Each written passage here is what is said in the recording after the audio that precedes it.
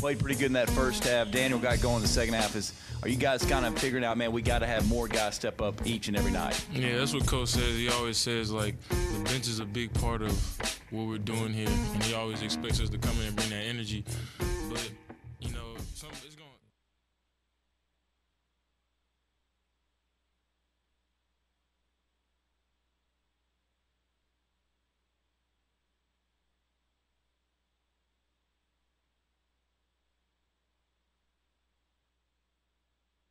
I know you're gonna dig this. For one thing, my wife is asleep at night. What? You're talking right next to her? And so this stuff is loud. Are you in the kitchen and it's... No, I'm in bed. You're in bed next to her doing these conversations? What? As long as it's not loud. This It's all dope here. is Answer me now. No way. Sports Talk We need to hire a batter coach up there. Wow. from the Fleet Center of Arkansas Studios for all your commercial truck needs. Speaking facts. How about a little decorum in here on a work day? Here is Bo Mattingly. This is not going to happen, but I want to talk about a hypothetical situation because I think it's interesting. I want to discuss it. As you may know, Missouri is being penalized and they are getting a postseason ban. NCAA Committee on Infractions banning Missouri's football, baseball, and sadly their softball team from competing in the postseason this year, and placed the athletics department on 3 years probation as a result of academic fraud. They had a tutor that she says that she was being instructed and told how to do this, but they found no evidence of that. There was a tutor that was doing classwork for people and athletes. They clearly weren't students. And they got hit hard. I mean, they got crushed. And there's a lot being said today about how unfair it is and all that based on other penalties that have been handed down by the NCAA. And Missouri did get hit hard. Hugh Freeze got kind of a punch in the arm, and Missouri got hit in the head with a baseball bat. So that's sort of the comparison. And so they're in trouble. The football, baseball, softball programs will also, along with the postseason ban and 3 years of probation, they will have a 5% reduction in scholarships for the 1920 academic year. They'll also have a 7-week ban on unofficial visits. So recruits can't come to campus unless it's an official visit. But on the official visit, which is where the school pays for it, they have a 12.5% reduction on those and evaluation days, and a 7-week ban on recruiting communications and off-campus recruiting evaluation days. So they got them in the corner, and they're just pounding on them in the corner over there. Like, I can't believe you did this. And there's a lot of people, covering these kinds of investigations by the NCAA, just saying this is unfair and they're being mistreated, and all that's true. I think probably this is the NCAA is made up of its institutions, like Missouri's the NCAA. But what happens is you have all of these members, and then they get all these committees together, and the committees are different all over the decades of enforcement. And so you never really know what you're going to get. There's not like some just precedent that's always followed, and it really frustrates people in the situation and then beyond that. But that's not what I want to talk about. I just want to catch you up on that in case you don't know. Well, I mean, we'll talk more about it, but here's my theoretical situation. With this happening, Kelly Bryant could transfer again. He has already said that he's not going to, but he could. He could transfer. So he chose Missouri, all right? He chooses Missouri. Arkansas, which could have been a destination for him, goes out, and they get Ben Hicks as their grad transfer quarterback. Let's just pretend theoretically, hypothetically, for a second, that Kelly Bryant decided that he wanted to go to Arkansas, that he changed his mind. He said, I'm not going to stay at Missouri, which he is staying at Missouri. In this situation I'm creating, what does Chad Morris do? If you're Chad Morris, would you take Kelly Bryant? Would you say, yeah, heck yeah, we'll have you back? I mean, we'd love to have you. You'd be great here. And not worry that you just brought Ben Hicks in and he's probably going to be your guy? I think most people would probably say yes. Yes, that's what you do. And I think what you say is that as a coach, you're always trying to make your team better. But how often does this really happen in other areas? Sawyer, we want you to be our director of production. You are awesome at it. Tomorrow, I get called by, somebody that is world-renowned in the production business. And they're like, man, I know you got this guy Sawyer. It's pretty good. But I have produced these things. Yeah. I've won awards on all of these things. Yeah. And normally I make a couple $1 million a year. But for you, I'll work for $50 a week. I need something to do. And actually, whatever that guy's salary you're paying now, I want that. And Sawyer, pretty similar. There you go, Sawyer. See you later. I mean, that's just kidding. In most cases, you don't get to bring the other guy in. You have to choose. Well, we've already got our guy, or Sawyer, you're fired, right? Yeah, that's what happens. Yes. Okay. Well, not in sports. Well, yeah. Okay. Now we're in sports. Absolutely, we want you to come in here and compete with Sawyer for the job. We want you two guys to compete. I want you doing the same stuff every day, and whoever turns out the best stuff, that's who's going to get the get paid every week. So this is different, right? Now, guess who else it's different for? The guy competing, the quarterback, if this were the case. The quarterback is expected to always do what's best for the team, but the team's not expected to do what's best for the quarterback. And we see this happen in college sports, and it's talked about quite a bit because coaches make all the money and the players don't make any money. And we get mad at players for doing what's best for them. Sometimes we get mad at coaches for doing what's best for them, but we don't hold it against them like you do a player leaving. So if a player's good and he brings value to your team and he leaves, you get mad. Like people got mad at Kelly Bryant last year. They taught how selfish he is, how incredibly selfish he is. Yet coaches leave all the time. They do what's best for them. They don't do what's best for the team.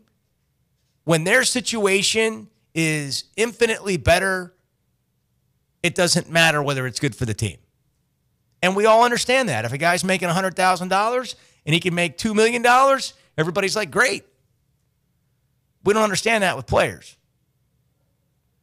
So while this situation's not happening, before I knew that, the first thing when I learned of this today, and Bart and I were talking, I'm like, can Kelly Bryant just leave again? He's like, yeah, I think so. I went, well, let's look it up. And then, of course, here come all the stories that Kelly Bryant could leave again. And then not long after, Kelly Bryant staying at Missouri, even though they have a postseason ban. So he's got 1 year to play, and he's not going to a postseason. But he's staying. But immediately the question came into my mind, like, what would Chad Morris do? What's the right thing to do for Ben Hicks? I mean, the easy answer is, hey, man, Kelly, come in here. I think you can beat Ben Hicks out. And then you tell everybody, we're doing what's best for the team. We're always trying to get better. The best man's going to win the job and play. Yeah, but Ben Hicks came in thinking something different about the roster and the situation. And the other ironic part is, in my scenario, that's not happening. Ben Hicks would not be given the same opportunity to just transfer because Arkansas is not in trouble like Missouri is.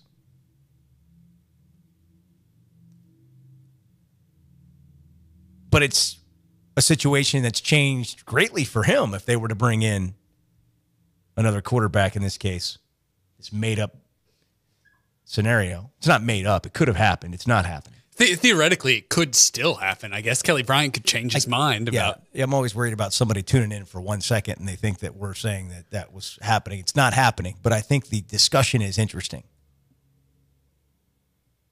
Like, what do you do in that situation if you're the coach? I think the coach would be on solid footing if he said, yes, we're bringing on this new player, even though we just got the player that was supposed to be in that spot, because it can make our team better.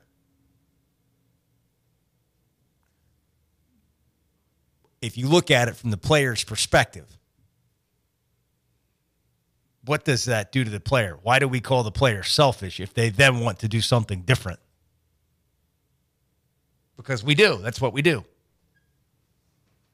All the time.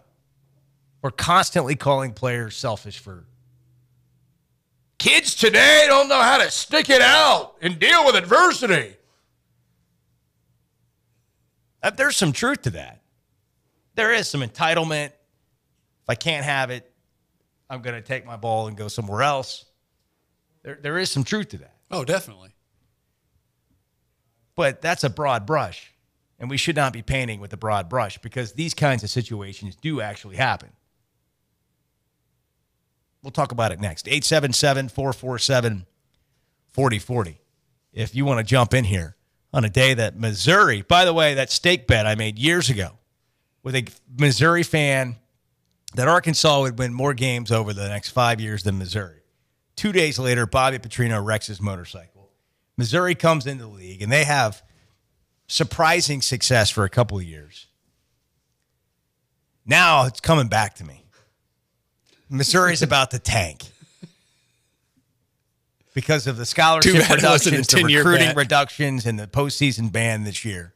Double or nothing 10 years. Yeah, right, exactly. Look, things have a way of cycling and changing, and maybe this is a sign that Arkansas is about to take over this borderline rivalry. This is Sports Talk, streaming live on sportandstory.com.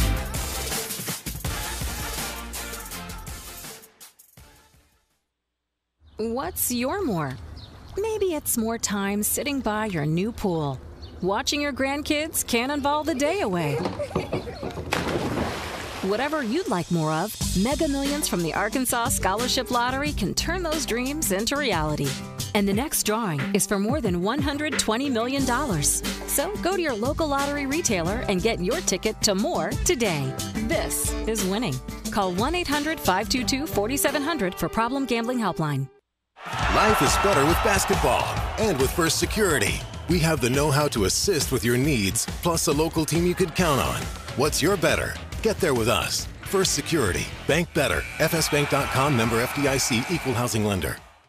Lindsay Golf Courses range from 27-hole championship to 9-hole par 3s and are making a presence in affordable country club memberships for both individuals and families. Our challenging courses and extensive amenities are designed to attract golfers of all ability levels and offer recreational and social opportunities for members. In Bryant, Hurricane Golf and Country Club. Benton, Long Hills Golf Club. Conway, Centennial Valley Golf and Country Club. Nutters Chapel Golf and Country Club, and in Little Rock, Eagle Hill Golf and Athletic Club. Lindsay Golf Courses. Hog fans, it's time for hoops inside the basketball palace of Mid-America. Gafford alone throws it down. The high-flying Razorbacks, led by Arkansas natives Daniel Gafford and Isaiah Joe, face off with SEC rival Vanderbilt on Tuesday, February 5th. Tip-off is set for 8 p.m. inside Bud Walton Arena. You can purchase your tickets today by going to ArkansasRazorbacks.com or over the phone at 1-800-982-HOGS. This is Sports Talk with Bo Mattingly.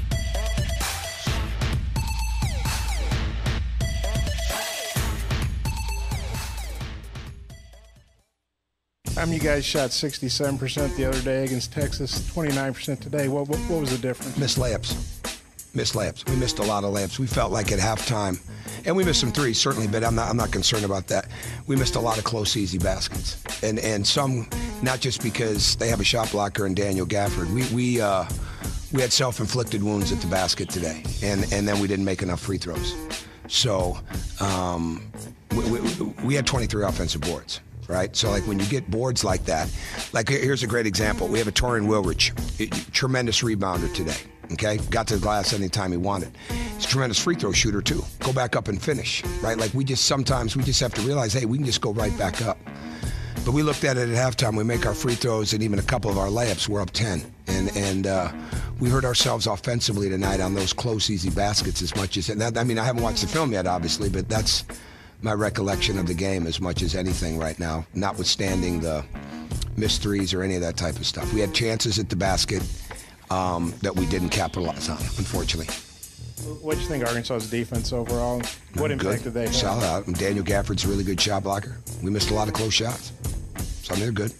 A lot of good defenses in the league, and they're good too. So they bring a lot of pressure to the game. You know, they got us some. A couple bad passes, and we had a couple guys extremely soft with the basketball, which you cannot do against them. I mean, they do.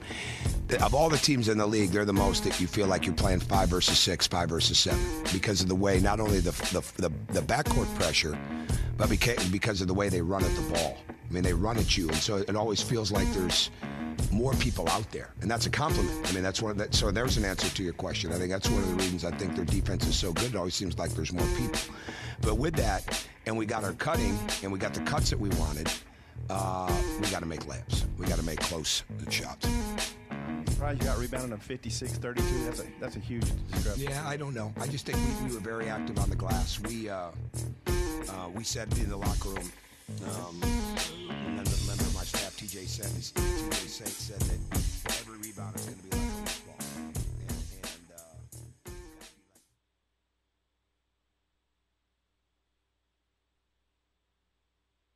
Hit me with it. Just give it to me straight. The ball kind of popped out, but I put it back in. You know, I didn't alter the ball in any way. I said, let's lose 11-5. And now it's time for Sports Talk's No Malarkey Minute. Brought to you by Mr. Sparky, Northwest Arkansas's on-time electrician. Call 888-8-SPARKY today. Today, once again, we learned the NCAA's motto of, if you're going to cheat, you better do it the right way. Because if you cheat the wrong way, we're going to hammer you. You can cheat. You just got to know how to cheat. And that is no malarkey. Missouri is hammered today. The football, baseball, softball programs, loss of scholarships, and bans on recruiting and evaluation days. They've been fined, and a postseason ban, football for the upcoming season. Same with baseball and softball. No postseason for Missouri. They actually had a pretty good finish last year under Barry Odom. A lot of guys being punished that have nothing to do with the crime, which was a tutor taking online classwork. Simply put, according to the NCAA, 12 student athletes did not complete their own work. You may remember that North Carolina had a massive academic fraud scheme. In fact, one of the worst in college sports history, involving fake classes that enabled dozens of athletes to gain and maintain their eligibility, but there were no penalties, the NCAA said, because no rules were broken. Can I just tell you that one more time? North Carolina was guilty of running one of the worst academic fraud schemes in college sports history, involving fake classes that enabled dozens of athletes to gain and maintain their eligibility, but there were no penalties because the NCAA said no rules were broken. The NCAA explained that among other differences, North Carolina stood by the courses and the grades it awarded the student athletes. In support of that position, North Carolina asserted that although their courses were created and graded by an office secretary, the student athletes still completed their own work. Here, by contrast, Missouri acknowledged that the tutor completed student athletes' work, and in most instances, this conduct violated its honor code. So since Missouri actually broke rules, they're in trouble. North Carolina created fake classes. And among other ways, they didn't break any rules because they made the classes available to everyone, even though not everyone knew about the classes. They didn't prohibit anybody from taking this fake class, classes. There were over the scheme involved nearly 200 laxly administered and graded classes, frequently requiring no attendance and just one paper over nearly 2 decades in the African and Afro-American Studies Department. Their students were disproportionately athletes, especially in the lucrative, high-profile sports of basketball and football. But because they were made available to everyone and the students actually did the work, the fake work themselves, which barely consisted of any work at all, like writing your name on a paper, they didn't get in trouble. Like, at all. Because they didn't break any rules. You know what they did? They cheated smarter. If you cheat smarter, you don't get in trouble. A message from the NCAA. And that's No Malarkey. The No Malarkey Minute brought to you by Mr. Sparky, Northwest Arkansas's on-time electrician. If you've got an electrical problem, it doesn't matter how big or small, call our friends at Mr. Sparky. You know the number? 888-8-SPARKY. Or you can log on to their website at MrSparkyNWA.com. You don't have to put up with any malarkey. Call 888-8-SPARKY. True story. True story. NCAA says cheat smarter, you'll be just fine. That's mind-blowing, but true. Reports say Kelly Bryant's going to stay at Missouri. He could transfer out. What if he did and he said, hey, I want to come to Arkansas? What would Chad Morris do with Ben Hicks? Kelly Bryant looks like a much better player. What kind of situation would that put Ben Hicks in? But should Chad Morris, if given that opportunity, say no to Kelly Bryant? Don't come here? And do we care about the player in the situation it puts him in? John in Fayetteville on Sports Talk. Go ahead, John. Thanks, Bo. To me, it seems like if you brought Kelly Bryant in here now, if he were coming, it would just overly upset the apple cart of our players who are arguably, threes on average, who are asking to play like fives every weekend. And now this guy that didn't want to come here, now he does. And since he does, now we'll throw the other guy that did want to come here, get rid of him. It just seems to me like that would really upset the chemistry of the team. Well, I don't know if that would upset the chemistry of the team or not, but that's not what I'm talking about. I'm talking about this situation it happens frequently. It happens where you bring one guy in, he thinks he's in a certain situation, then you get an opportunity that you weren't expecting to get, and so you bring another guy in. Is that fair to the guy you bring in? All the time we say things like, well, you shouldn't be scared of competition. But when somebody's situation changes, should they be allowed to make a different decision? For me, if he passed on Arkansas once, I'd be as forget coach, Kelly Bryant as the example. It's just an example. Go with the bigger topic and the point. Ex-quarterback is taken to fill a spot. Z quarterback becomes available. You didn't know he was going to become available. So you go out and get him. He's better. What do you do with X? Do you care? Yeah. In that case, you're right. You got to play the better guy. Right. So what should X do? Just go, yep, okay, sorry, my bad luck, or should he just be able to leave? If he gets bumped, I would think let him leave. Yeah. But right now, that's not how we treat it. Yeah, that's not right. Yeah, that's just the way. That's what I'm saying. That's the way that it is. Like, that was my first thought today. Was what about Ben Hicks? Let's just say, as soon as I heard about this Missouri story, I'm like, yeah, Kelly Bryant could change his mind and go to Arkansas. He could just transfer, no penalty, go get in school and be done with it. It's a 5-hour drive. And then I thought, a lot of people, that was their first thought when the Kelly Bryant or the Missouri news hit. They're like, what about Kelly Bryant? And then I went, well, what about Ben Hicks? Does anybody care? In that situation, would anybody have really cared about Ben Hicks? You mean you're talking about fans? No. I'm talking about anybody. I mean, who in the situation really cares about that guy? The guy that is getting displaced because somebody's better that's being brought in.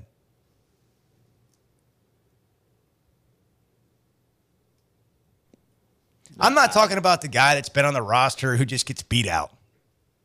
I'm talking about the guy that was told, hey, we need you to fill a role. Can you come fill this role? And then we found somebody better after that to fill the role. John in Little Rock, go ahead. Yeah, so it sounds like two questions. One, would Ben Hicks or any other quarterback be able, or should they be able to transfer if that situation happened? And I would say yes. Two, should the coach consider bringing in the better player if that situation arises? And, you know, I would have to look at the upside versus the downside. The upside probably in Arkansas's case would be what? The Music City Bowl at best.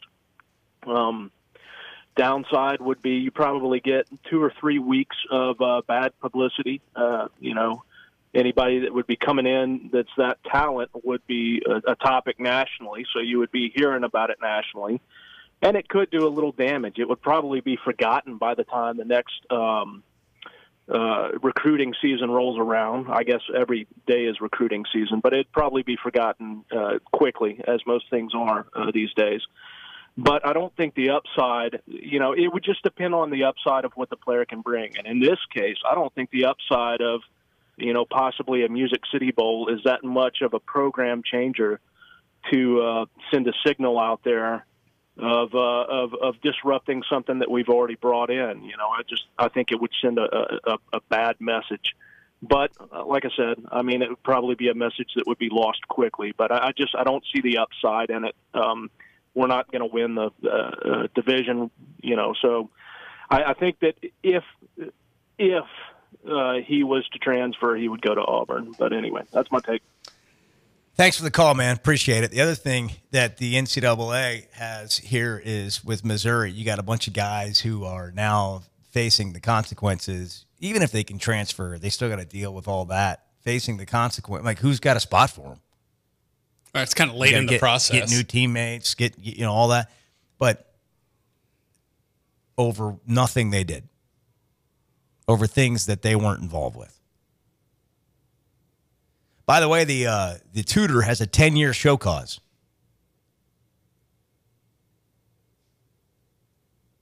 Hugh Freeze got 2 games and a 1-year show cause if he was going to be a head coach the next year in the league.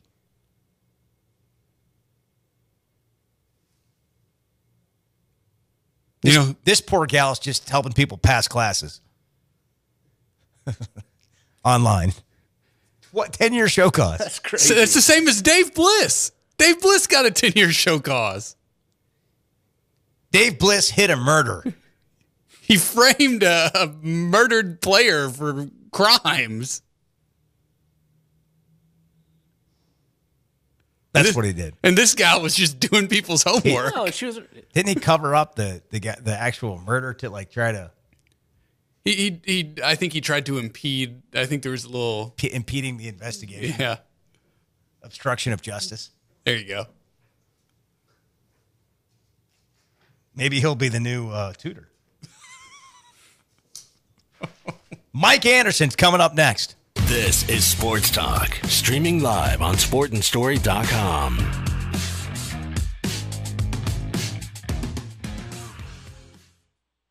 The Ozarks, one incredible store featuring Ozark Sportsman Supply and Ozark Outpost clothing and footwear. The Ozarks, 23,000 square feet of incredible products, where every day is a sale. At the Ozarks, prices are marked down upon arrival on almost every product, which means they are immediately passing big savings on to you. Bring the whole family into the Ozarks for a shopping experience like no other. Where else can you find firearms, camo, and the hottest boutique brands all in one place? It's only at the Ozarks. They also have the best selection of gun safes in the region with free delivery within 30 miles. Don't forget, they have a live fire 15-lane indoor gun range as well. At the Ozarks, you'll find hunting and fishing supplies, bikes, kayaks, knives, boots, you name it, they've got it. So much for the whole family to discover at the Ozarks. Check out Ozark Sportsman Supply and Ozark Outpost Clothing and Footwear, Highway 412 west of Springdale in Tawnytown. Be sure to follow them on social media to see what daily sales are happening at the Ozarks. This is Sports Talk with Bo Mattingly.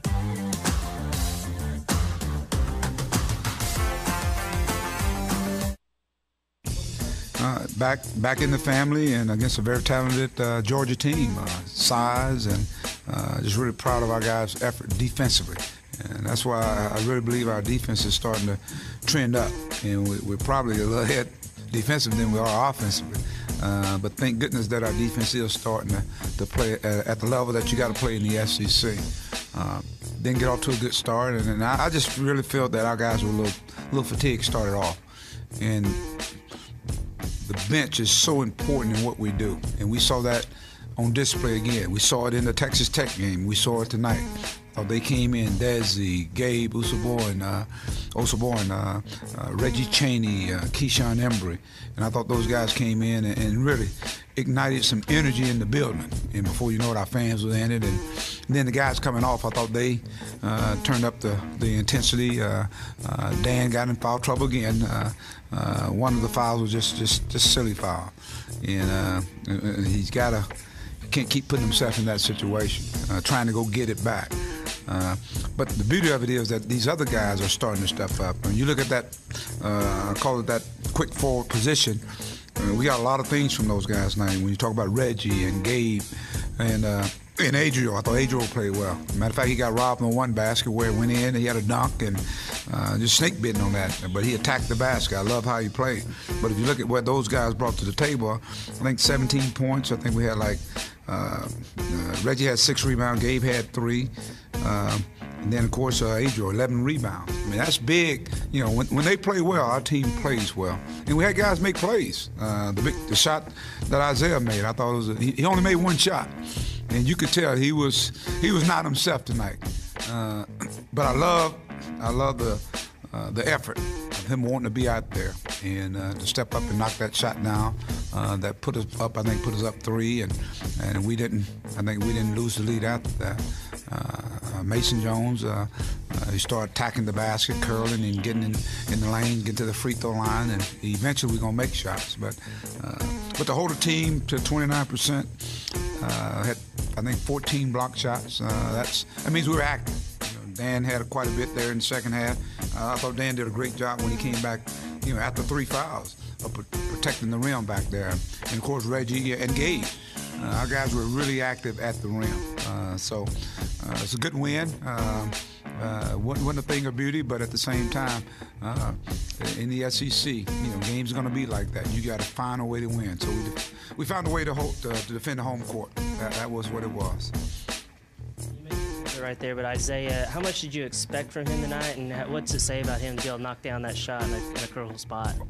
It's a growing. I mean, there's a lot of guys that are playing sick, got a lot of guys playing hurt, but it told a lot about him. I think, he was spent. I mean, I think Reggie threw him a great pass one time, and it ended up being a turnover. And how about that? 4 turnovers, and that was one of the turnovers. Just think about that. That was one of the turnovers that he threw to him, and it was a good pass. He just couldn't get to it because I just congested and all that stuff.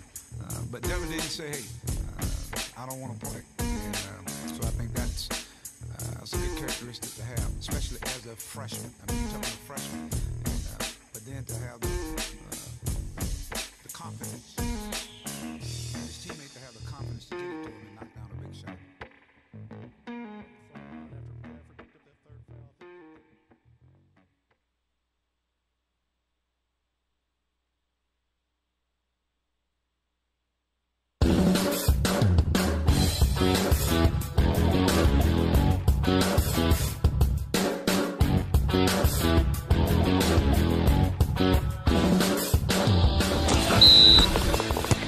And now, the Ozark Sportsman Supply Hog Update.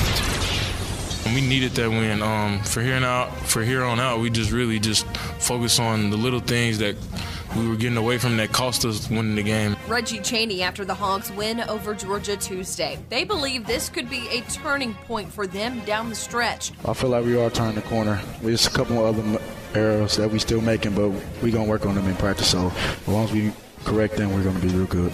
Arkansas with 11 more SEC games left. Next up, LSU, who was 7-0 in SEC play after a win at Texas A&M last night. The Hogs and Tigers tip-off in Baton Rouge Saturday at 5 p.m. And the women are back in action at the Bud tonight, trying to win their 5th game in a row. They host Georgia, tip-off at 7 p.m. And in the inaugural season of the Alliance of American Football League, 4 former Hogs making final rosters: Austin Allen, Bijan Jackson, Jamichael Winston, and Andre Tolliver. The season begins February 9th. I'm Melissa Orange for the Pig Trail Nation, and that's your Hog Update. Here is Bo Mattingly. Thanks, Alyssa. The update brought to you by Ozark Sportsman Supply and Outpost Casual Clothing and Footwear. The Valentine's Sweepstake is happening now. The sweepstake's going on through now and Valentine's Day. Sign up by shopping at the Ozarks, and every $50 you spend gets you an additional entry. First place is His and Hers Pistol. Second place, His and Hers Designer Outfits. Third place, range passes and more. It's all at the Ozarks. Highway 412, just barely west of Springdale in Tawnytown. Mike Anderson, Arkansas basketball coach, with us on the First Security Bank hotline. Coach, congratulations on your win at home the other night. Great to have you on. Hey, any win at this time of the year is good, Bo, and thanks for having me on. Yeah, I mean, you got off to a difficult start in SEC play. You're back climbing the ladder now, 3-4 in the conference. What's the experience been like from your vantage point? Just watching our guys and kind of evolve and develop. It's one of those, where sometimes you take a step forward, you take a half step back. But I can just see a difference in, where this team is a month ago, and having an opportunity to play games and have some setbacks. You always want to see how they're gonna come back, but I think we're trending the right way because we're starting with our defense, and I think we're finishing with our defense. Yeah, what's led to the team's turnaround on defense, if that's what you want to call it? Well, I thought early on we played a pretty decent brand of defense, and then I think we started scoring, and then I thought we got into scoring. That's what young guys want to impress with their scoring, and so we just had to get back to the basics of you got to stop people. Your defense is something that's got to be present each and every night. The offenses come and go, and we've seen that. And but if you're going to win in our league against the caliber team that we're playing, then you got to be vested on defense. And so I think that's our DNA, and that's I want to make sure our guys understand that each and every guy that goes out there. Yeah, when you're struggling to score, what's the issue there when that happens on offense? Is there a common theme or thread to that? Well, I think execution. I think the game. There's a game plan, and what happens a lot of time when you don't score, it's I think some adversity takes place, and you kind of splinter. That means one guy tries to do it, and you almost start trying to play hero ball, and what happens is you end up getting into bigger holes than you had if you just stayed together. And whether you're up in a game, you got to continue to build and keep executing. If you're down and you have some adversity, that's when you really got to execute. So I think we're starting to learn that balance that when it's time to attack and be in that mode, and then I think we've got a feature player in a guy like Daniel Gafford, and we got to go through him.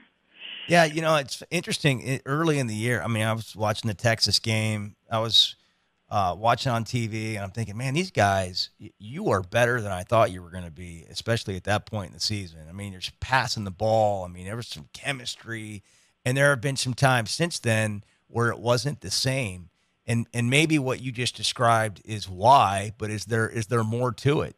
Well, you got to remember all these guys. They played high school ball. They were the best where they were, and then of course now you have some success. I think sometimes that's when you want to watch which direction the team goes when they have some success. And I think getting that pat on the back sometimes can put you in that light because now you're hearing from everybody what you're doing, what you're not doing, and so.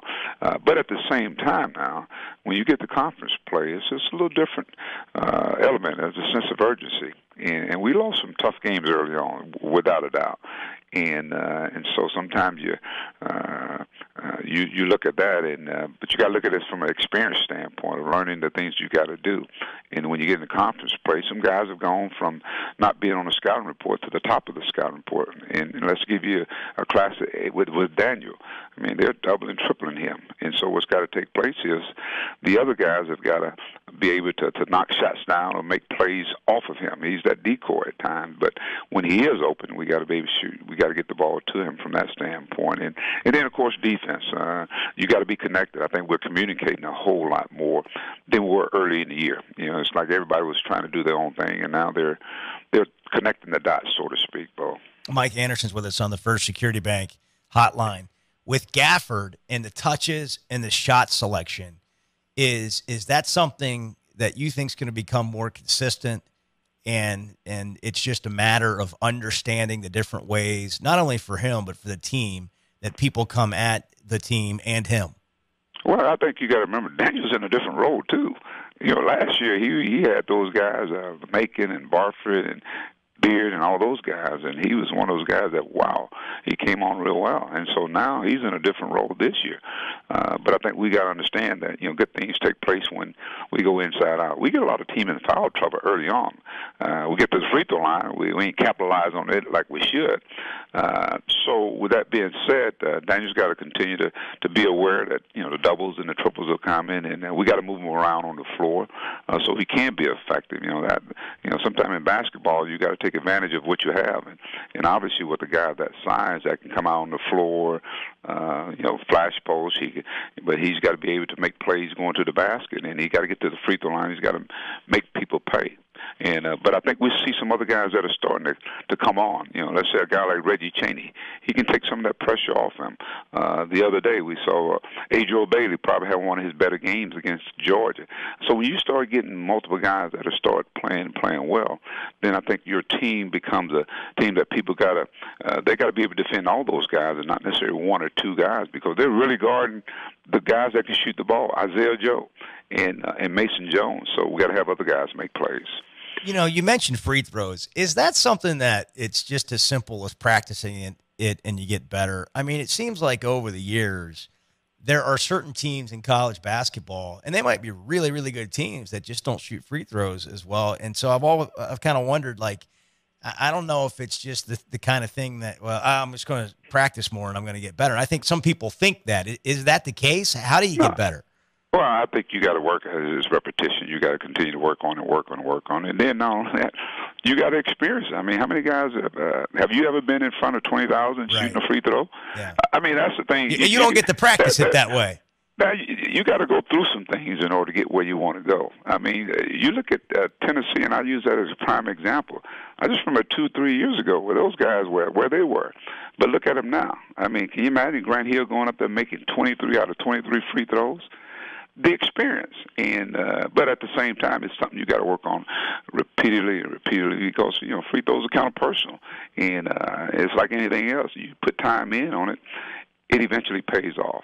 Yeah, you're also, when you're practicing, you're not in front of 15, 20,000 people, and you haven't been in a dead sprint for the last, 20 or 30 seconds. Well, trust me, these guys are trying to make free throws. Trust me, they're trying to make them. And so, but it will get better, though. Yeah, I mean, Mike, you've been here for 8 years now, and I know that you probably don't, get on social media and read what anybody's saying, or you're not listening to radio shows. But stuff gets back to you about where people are, and people want to be successful. You want to be successful. You want more. Having been here 8 years and spent so much of your career here prior to that, I mean, how are you dealing with things maybe at times not being as good as you want them to be, or some others?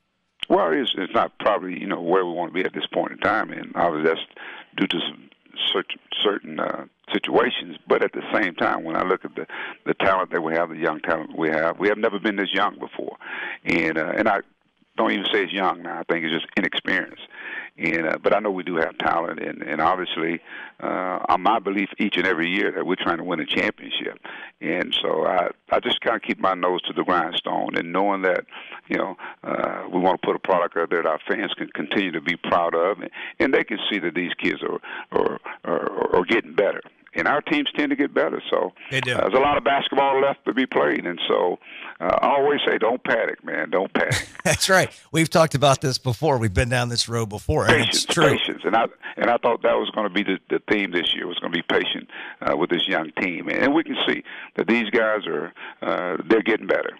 And, Mike, from a philosophy standpoint, because your teams do get better late, I mean, the numbers bear that out over the years. I think your winning percentage jumps up 10 or 12 points in February and March. Is there a systematic approach, a philosophy that you have in the way that you teach your team that allows you to do that? Well, yeah, Bo, I just really feel that, when you have this many new guys, it takes a while, I mean, to play the way we play. You don't just turn the switch on and they come and do it. A lot of these guys were in high school gyms last year playing. Just think about the defensive principle, the offensive mindset that you have to have. Now you're putting all that together. It takes time, and at the same time, most teams have guys that are coming back that have been through the wars, that these guys can come in and be mentors to, so they can look up and see this is how it's done. And but these guys are thrown on the front line, and I think they've done pretty good. I mean, when you think about the games that they've played, they've been in most every game, and so now it's a matter of us taking it to that next level, and that is winning games and especially the close games. So you get a rematch with LSU coming up this weekend. They beat you in overtime at home in a really tightly contested game. How do you flip that around? How do you go get them back on the road? Well, we played them before, and I think, therefore you take that element out, that our guys hopefully are looking forward to the opportunity to go in their place and do what they did. They came here and stole one. And so knowing that they're a very talented basketball team, they're playing well, but I think, with our guys right now, we're feeling pretty good about ourselves. I thought it was a close game, as you said, and they made more plays than we did. So we got to go up there with the same mindset and put ourselves in position to be around, to hang around and be there in the game and be there in the end. Hey, they got a guy in their team, Coach, that wears it has to be the shortest shorts in the country, 24, and he's talked about it. I just wondered, do you have any rules for your guys on the length of their shorts? Well, what they do is they roll them up. Yeah, they're not short; they just roll them up. And I guess he want to show the calves off, so that's what a lot of them do. They want to show their pretty legs, and it's amazing how that is transformed. When you think about the chorus and that group we had, they had the big baggy shorts. You think about the Fab Five, they had the baggy shorts, and now the young guys, they want to revert it and go the other way. Do you care? I mean, do you mind if guys want to have their own? I mean, do you have any rules on like tights and all that stuff? Well, I don't mind the tights and all that, but I think the shorts they're made perfect for them. So let's wear them accordingly. Let's just leave them like that. Okay, yeah, that's a new thing. People rolling up their shorts, but let's leave. Arkansas is going to leave theirs the way they come out of the box. Coach, good luck in Baton Rouge and the rest of the way. We'll be watching, paying attention, and congratulations again on the win earlier this week and the progress you guys are making. We'll talk soon. Appreciate it. Thank you for having me on. Appreciate it. Hey, thanks, Mike. Have a good one, man. We'll talk. Okay, you too. Appreciate you. All right, bye-bye. All right. Mike Anderson, Arkansas basketball coach, on the First Security Bank hotline.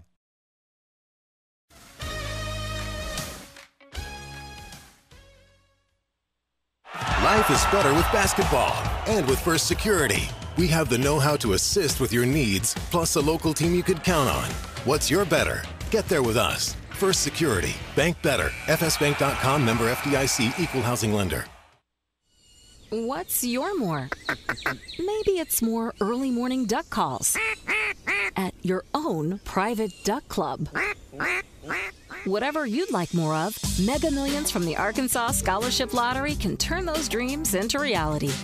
And the next drawing is for more than $50 million. So go to your local lottery retailer and get your ticket to more today. This is winning. Call 1-800-522-4700 for Problem Gambling Helpline. Life is better with football and with First Security. We have the know-how to tackle your needs, plus a local team you can count on. What's your better? Get there with us. First Security. Bank better. FSbank.com, member FDIC, equal housing lender. This is Sports Talk with Bo Mattingly.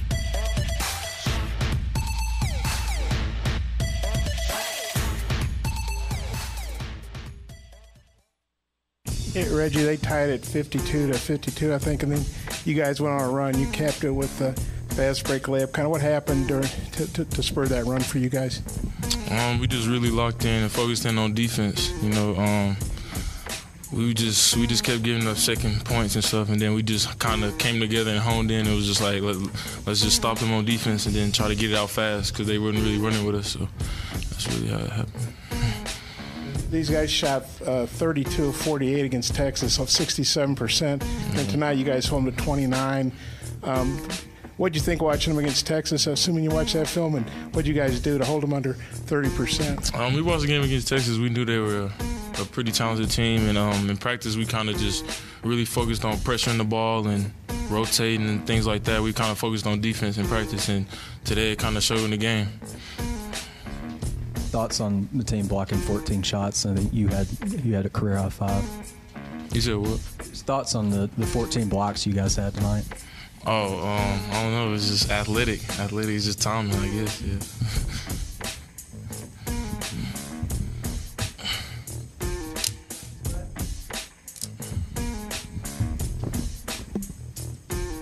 Hey Reggie, I got a little bit of something from a lot of guys tonight. You came in. I thought Adriel may have played pretty good in that first half. Daniel got going in the second half. Are you guys kind of figuring out, man, we got to have more guys step up each and every night? Yeah, that's what Coach says. He always says, like, the bench is a big part of what we're doing here, and he always expects us to come in and bring that energy. But every night it's gonna be somebody else's night. That's what Coach always says. But one day he said we're gonna click together when everybody.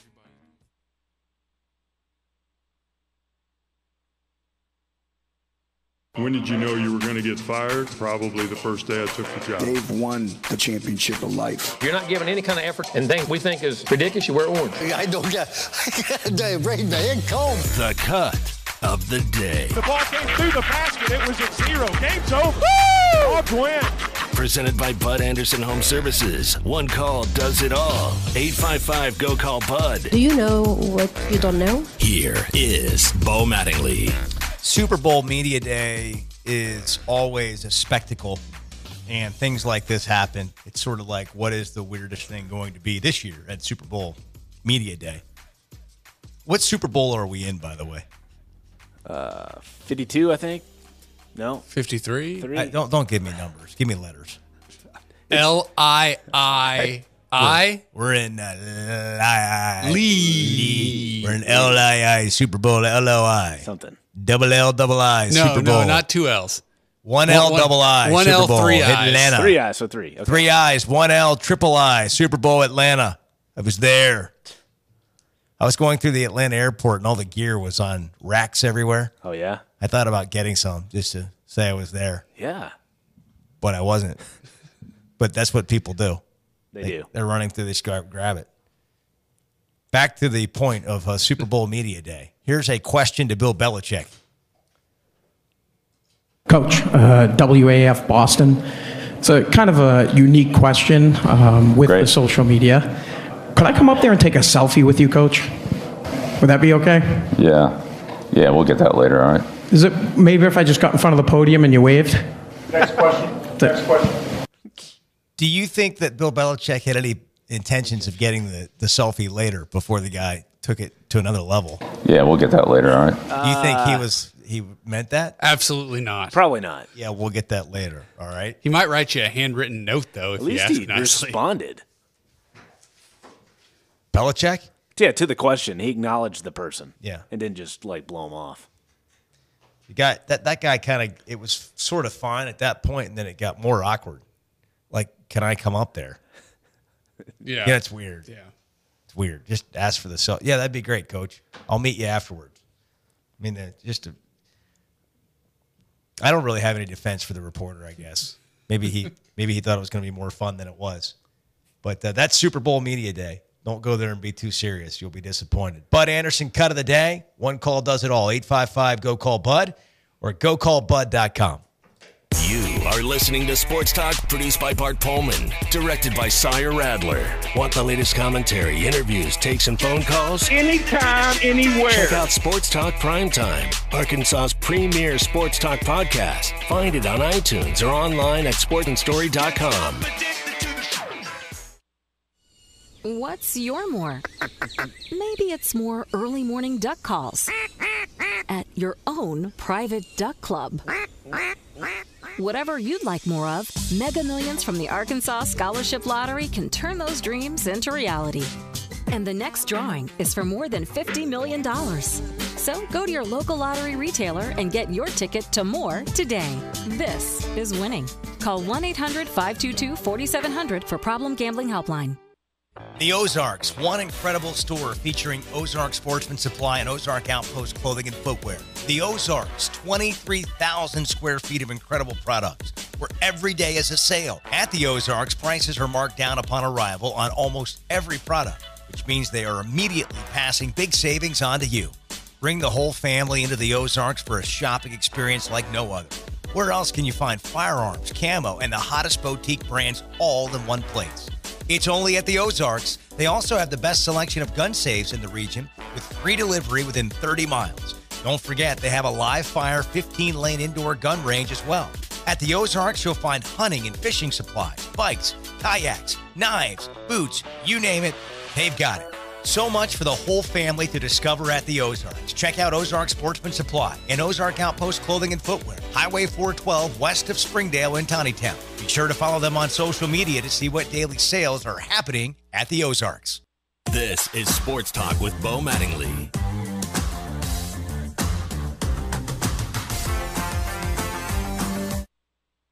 You know, every night it's gonna be somebody else's night. That's what Coach always says. But one day he said we're gonna click together when everybody's doing something. You know, and that's what we try to focus in on. Everybody just coming in that night and being productive and just being an impact for the team. Reggie, 2 questions, Reggie. But first off, just getting another SEC win to kind of continue in that trend after that break against Texas Tech. How big is that team as you guys head down the final stretch? Oh, that's real big. We needed that win.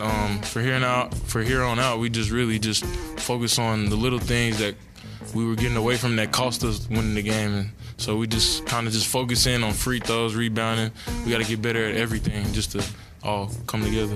Talk about rebounding. 54 for Georgia, just 30 for you guys. Yeah. What were they doing on the boards that was kind of limiting what you guys were able to do? Just hustling, just more energy than us. We just wasn't just hustling. It's just hustle plays. It's a mentality. Just going to rebound is like mentality, just going in and doing it. And we weren't doing that. It's something we got to work on, but we're going to work on it. Reggie, Daniel just played 22 minutes because he had foul trouble. How'd you guys, hold it together when Daniel wasn't able to play, nearly as many minutes as you obviously would have liked? That's when we got to come together as a team and just try to play smart. That inside, we missing that inside presence, so we can stretch the floor a lot more, cuts and things like that, and get to the rim. Just screening, we can move around better, defend better. I mean, not better, but a little bit quicker.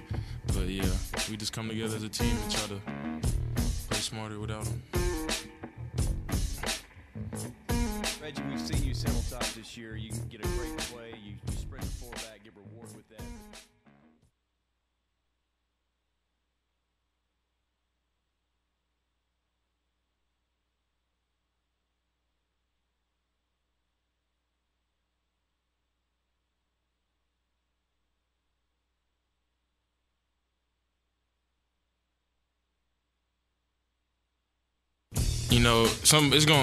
Every night it's gonna be somebody else's night. That's what Coach always says. But one day he said we're gonna click together when everybody's doing something. And that's what we try to focus in on. Everybody just coming in that night and being productive and just being an impact for the team. Reggie, 2 questions, Reggie. But first off, just getting another SEC win to kind of continue in that trend after that break against Texas Tech. How big is that team as you guys head down the final stretch? Oh, that's real big. We needed that win. For here on out, we just really just focus on the little things that we were getting away from that cost us winning the game. And so we just kind of just focus in on free throws, rebounding. We got to get better at everything just to all come together. Talk about rebounding. 54 for Georgia, just 30 for you guys. Yeah. What were they doing on the boards that was kind of limiting what you guys were able to do? Just hustling, just more energy than us. We just wasn't just hustling. It's just hustle plays. It's a mentality. Just going to rebound is like mentality, just going in and doing it. And we weren't doing that. It's something we got to work on, but we're going to work on it. Reggie, Dan just played 22 minutes because he had foul trouble. How'd you guys, hold it together when Daniel wasn't able to play, nearly as many minutes as you obviously would have liked? That's when we got to come together as a team and just try to play smart. That inside, we missing that inside presence, so we can stretch the floor a lot more, cuts and things like that, and get to the rim. Just screening, we can move around better, defend better. I mean, not better, but, a little bit quicker. But, yeah, we just come together as a team and try to play smarter without them.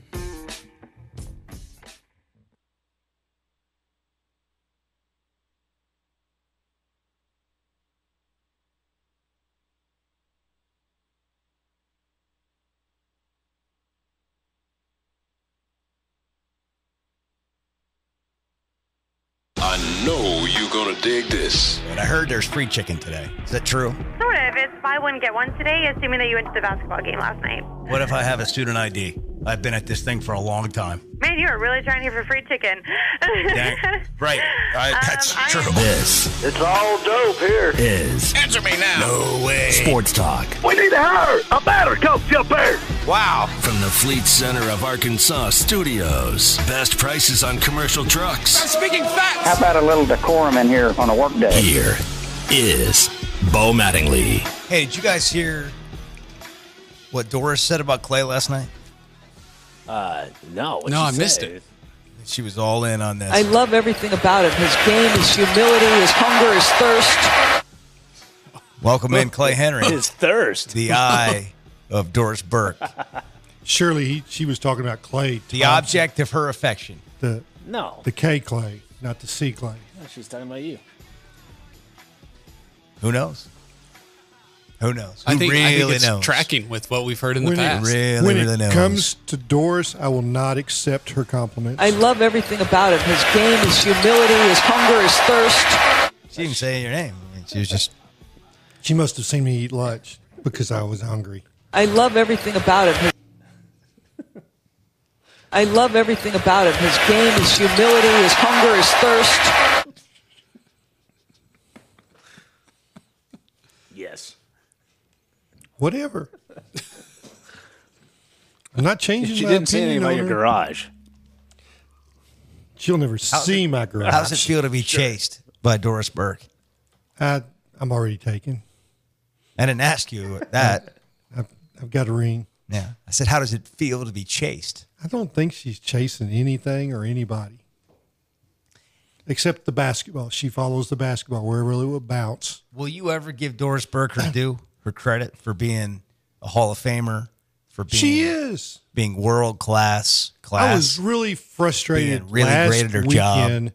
I thought, I was scrolling through the programming, kind of planning my evening, Friday night, then Sunday night. And Friday night it was, it's like, I'm going to watch the Beard, the Rockets. I mean, it's the Beard, the Rockets. James Harden, for those of you who do not follow the you NBA. know what I'm talking about. So I turned that on, and it's like, oh, she's doing that game. Same thing happened Sunday night. I decided I was going to watch a little bit of an NBA game. She's doing that game. You can turn the sound down and kind of slide through. She's but premier. She's prime time. She's Doris Burke. She's what the NBA has. I mean, she is at the top. So if you're watching a game and it's a good game, she's probably going to be on the call. She's probably going to be on the call. And she's earned that spot. 877-447-4040. Lots to get into, I think. I mean, we may just talk about Doris for a while.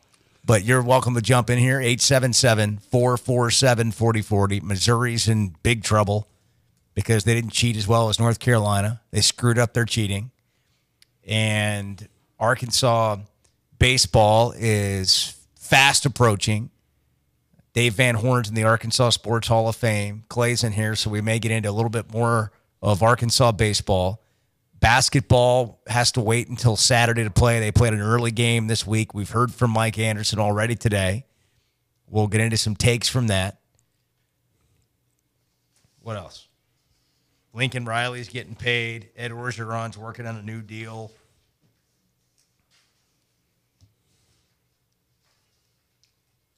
Just looking through things here. And I mean, you got all of that, and you started with Doris. good hires, I mean, it's bad like hires. Yeah, I mean, you got the the Waste Management, Phoenix Open going on. Here we Waste go. Management, Phoenix Open. Yep. Did I not mention that? I didn't mention that? No. Sorry, I left that out. Justin at Rogers. Hey, Justin, what's going on? Oh, not much, guys. Just hanging out at the house after work. Not much. Just I was calling. I listen to you guys every day, and I was wondering. I haven't heard anything about Eddie in a long time, and I listen every day, and I just haven't heard anything lately. I don't know how I've missed it, but Well, no, he hasn't called lately, and he mentioned that he probably wouldn't for a while, and we certainly understand that. But he called to let us know that a couple different times, and he's going to take some time off. I think his plan was to take some time off till spring ball. But before we move into this other way of doing things at the end of the month, I'm sure we will hear from Eddie. We will reach out to him. I don't want to. Just in general, what happened? I mean, I missed you don't it. know. Yeah, he lost his son. Oh my gosh. Yeah. Okay. Yeah. Well, Eddie, if you're listening, I just want to say we miss you, and hopefully we'll hear from you soon. Hope you're doing good, brother. Hey, good call. All right, appreciate it, guys. Yeah, thank you. And we've had a couple of those calls the last couple of days. Eddie's part of the show, and he's missed. And we certainly continue to think about Eddie. Clay, what do you think about Missouri's trouble? And I think you've captured a lot of it in the way the NCAA was grilled by some of the media trying to compare North Carolina to Missouri. That they're like, well, basically Missouri rolled over and said we did it, and they nailed them. And the horrible message is, if you don't roll over and say you did it, you might slide, because they have an awful time catching you on a lot of what this is. But what North Carolina did, you were exactly right, Bo, is that they didn't break any rules. What they did, though, is commit academic fraud, which called their certification under question by the organization that certifies colleges, not the NCAA, but they took a hit on their credibility as an institution, is what they did. And that was, they've always been a proud academic, pillar, I guess you would say. And they obviously they aren't. And that's kind of the blue bloods of the ACC have pointed at them and said, well, you're not what you said you were. But they didn't take much of a hit as far as penalties, because they did not violate any rules. They just ran a fraud of a certification process in some of their courses. Meaning, basically, you come in, you sign the sheet, you got an A, you got the credits in a couple of courses. I think it was 2 courses, right? African Studies, and they let anybody take them. And you knew. Now, back when I was in college, there was always a course or two. You could take bowling. You're going to get a 1 hour of A, but you weren't going to get 3 hours of A for bowling. But it's not. What happened to Missouri is that they raised their hand and said, "Yeah, we did this." I know what happened. What do you think is going to happen to Missouri? Like, now what happens to that program? Do they take a nose dive in football? Are they about to go to the bottom of the Big East? No, I don't think so. I mean, I think that they will. But when you lose scholarships, it comes back to hurt a little bit. And I'm anxious to see what happens with Ole Miss, 2 years from now. I saw what losing the number of scholarships that Ole Miss has lost did at Oklahoma State. And it devastated their program, and it took them a long time to come back from it. I don't know that Missouri is going to lose that many scholarships. They got a 1-year postseason ban. They have 7 to 8 weeks in different viewpoints of evaluation time. They lost a 1% of their budget in football, which I guess is going to be $500,000. But I don't know that they're in for a lot of hardship with these sanctions. Oh, I think they are. I think it's going to be bad. I think it's going to be trouble for me. But whatever. We'll talk later to Dan Wolkin on the NCAA's position on this and how good or bad or indifferent it is for Missouri. But I think that it absolutely matters when you lose any scholarships and when you lose the ability to recruit at certain times and when you lose unofficial visits and all of that stuff. Meanwhile, Arkansas is recruiting at a high level. National Signing Day comes up Wednesday. Are we about to see Arkansas go one way and Missouri go the other way? Because it's been flipped for a while. The interesting part about the Missouri story, even though we're talking about it because it's college football news, I never once thought to myself when it came up today that Missouri was in trouble. Man, Arkansas's rival is in trouble, and Arkansas is going to get a break against its rival. Never even crossed my mind. We should cover this story because it's Arkansas's rival. It's not the same way that I would feel as if you handed me the same sheet of paper and you crossed that out and replaced it and wrote in big cap letters at the top what word. And I would be excited. Well, if you put, instead of Missouri, what would Texas. Boom. What team? Yeah. I thought y'all were never going to get there. Well, when you said word, it was a bit confusing. What team would we replace Missouri with as the rival? I understand now. Just one dirty word. That's all it is. Texas, you would be the person to ask today now on that. The Longhorn Network is well, Arkansas will play Texas in March. Are you going to boycott the viewing of the game, or do you have an opinion on Arkansas playing on a channel that's named after the Longhorns? I might just go to the game and form my own opinions and not depend on that. That might be a road trip I make. What was have you had a reaction to, did you see the schedule and say, oh yeah, they're on the Longhorn Network? What was your reaction? I just assumed it's a non-conference game and they're playing at Texas. It would have to be on the Longhorn So you don't Network. have a reaction to that? No, I mean, I just assumed that that's where they would put it. Yeah. Interesting. For somebody who doesn't who really has been so vocal about, I was expecting some I really thought we would get more, but I often think we're going to get more from Clay, and he just doesn't deliver. So. It's stupidity that it just exists, but it's like How did that even knew happen? that it would. I don't understand that. I don't understand it. I just you don't. You have to understand. I don't understand the how arrogance a league of the University of could Texas let a team just ruin itself, ruin the league. The Southwest Conference did it. I mean, it's well, the Big 12 did it in this case. I know, but what I'm saying is they make the rules wherever they go, and they've been able to do that. And part of it was the very crumbly nature of what the Southwest Conference crumbled. The Big Eight looks at the SEC; they're desperate, and they let them do it. And the fact that Texas A&M and Arkansas went to the SEC and they couldn't go or wouldn't go, they put together their own league is what it amounts to. And Oklahoma and others let them do it. 877-447-4040 is our number. Whatever you want to get in here about, Texas A&M's almost as wealthy as Texas is. Wonder if they'll ever have a sizable dent in this league in football and succeed at a really high level, because they've always been just a little notch under where you kind of think they should be relative to the revenue they've had prior to coming to this league and since being in this league.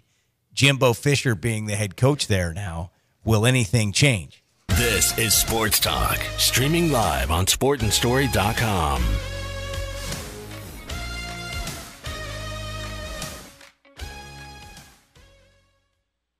Whether it's commercial or residential, you can count on Pickett Construction to provide quality, cost-effective services. They specialize in commercial buildings and custom homes. And if you're looking for a new home, check out Prairie Meadows Subdivision in Prairie Grove. Pickett Construction's been serving Arkansas since 2002. Licensed in 12 different states, Pickett guarantees customer satisfaction, and they have the manpower to handle any job. And in the last 17 years, there's not much they haven't done. Find them online at PickettConstruction.com. You pick it, we'll build it.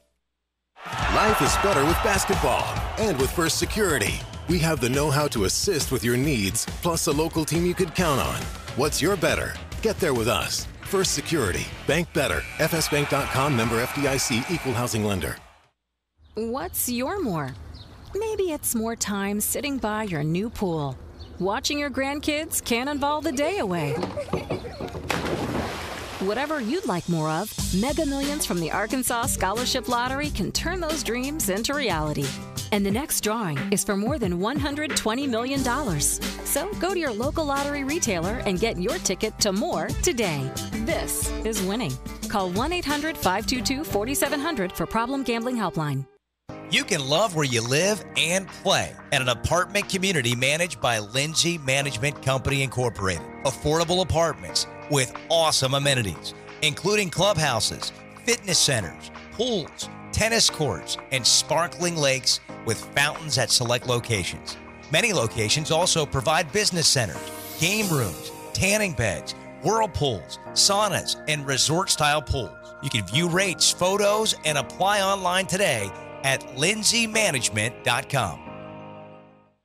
This is Sports Talk with Bo Mattingly.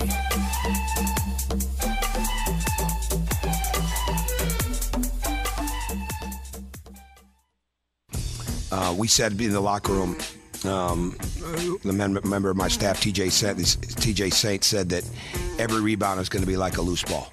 And you've got to be like, you're like a slot receiver coming across the middle. And you're either going to be hit or you got to hit. And so you've got to have that mindset. So I'm very proud of the mindset that they had tonight to rebound the ball. We were very active on the glass, and we've got to build on that and do that more often. You know, we're a team that's not very consistent yet, you know, in this first year. We're not very consistent at very many things. Every time we start to figure something out, sometimes we have some trouble, you know, keeping that. But we got to keep that. We got to keep that ability to rebound the ball and do those type of things. But really, at the end of the day, you miss the layups that we make and you go 15 to 29 from the foul line, you're not going to win the game. You guys have been up and down with tempo and scoring the ball this year. What made this a grind game, and did you want to play at a faster pace? Oh, we want to play a faster pace. I think I said it. We missed shots. I mean, we missed layups. I mean, I don't know if it was I don't know where the possessions equaled out. I haven't seen any of those numbers to see like where we're at in the possession game. But we wanted to play fast. We want to attack the pressure. I think it's going to be. I think it's going to be real. We're going to be really disappointed when we see how many close baskets we had a chance at, or that we could have got fouled even more. And they probably did too. You know, I mean, it's just both teams were very active, and they're an extremely active team. Our deflections were low tonight, but our deflections have been low a lot this season, and I'm not sure what Mike does with deflections or how he charts them or what his numbers are, but ours aren't high. Does Mike keep deflections? Yeah, ours weren't high enough at all, but even with all that being said, change of defense, they get the kick out to Joe in the corner.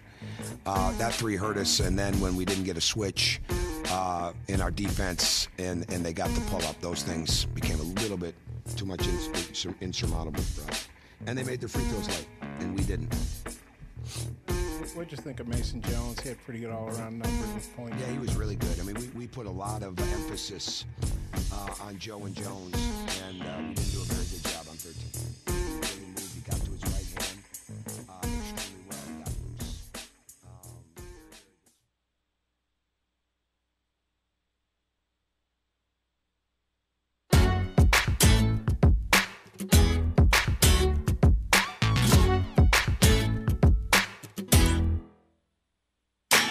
You are dialed into Sports Talk. Get in on the show at 877-447-4040. Here is Bo Mattingly. Clay Henry's in here, and Pat in Fayetteville. Go ahead. What's going on? Hey, man, I just wanted to join in on the Texas Hate Fest, too. Clay, I totally get it, man. I was taken home from the hospital in a onesie that said, I'm only 6 hours old and I already hate Texas. My son's fifth and sixth words were Texas sucks.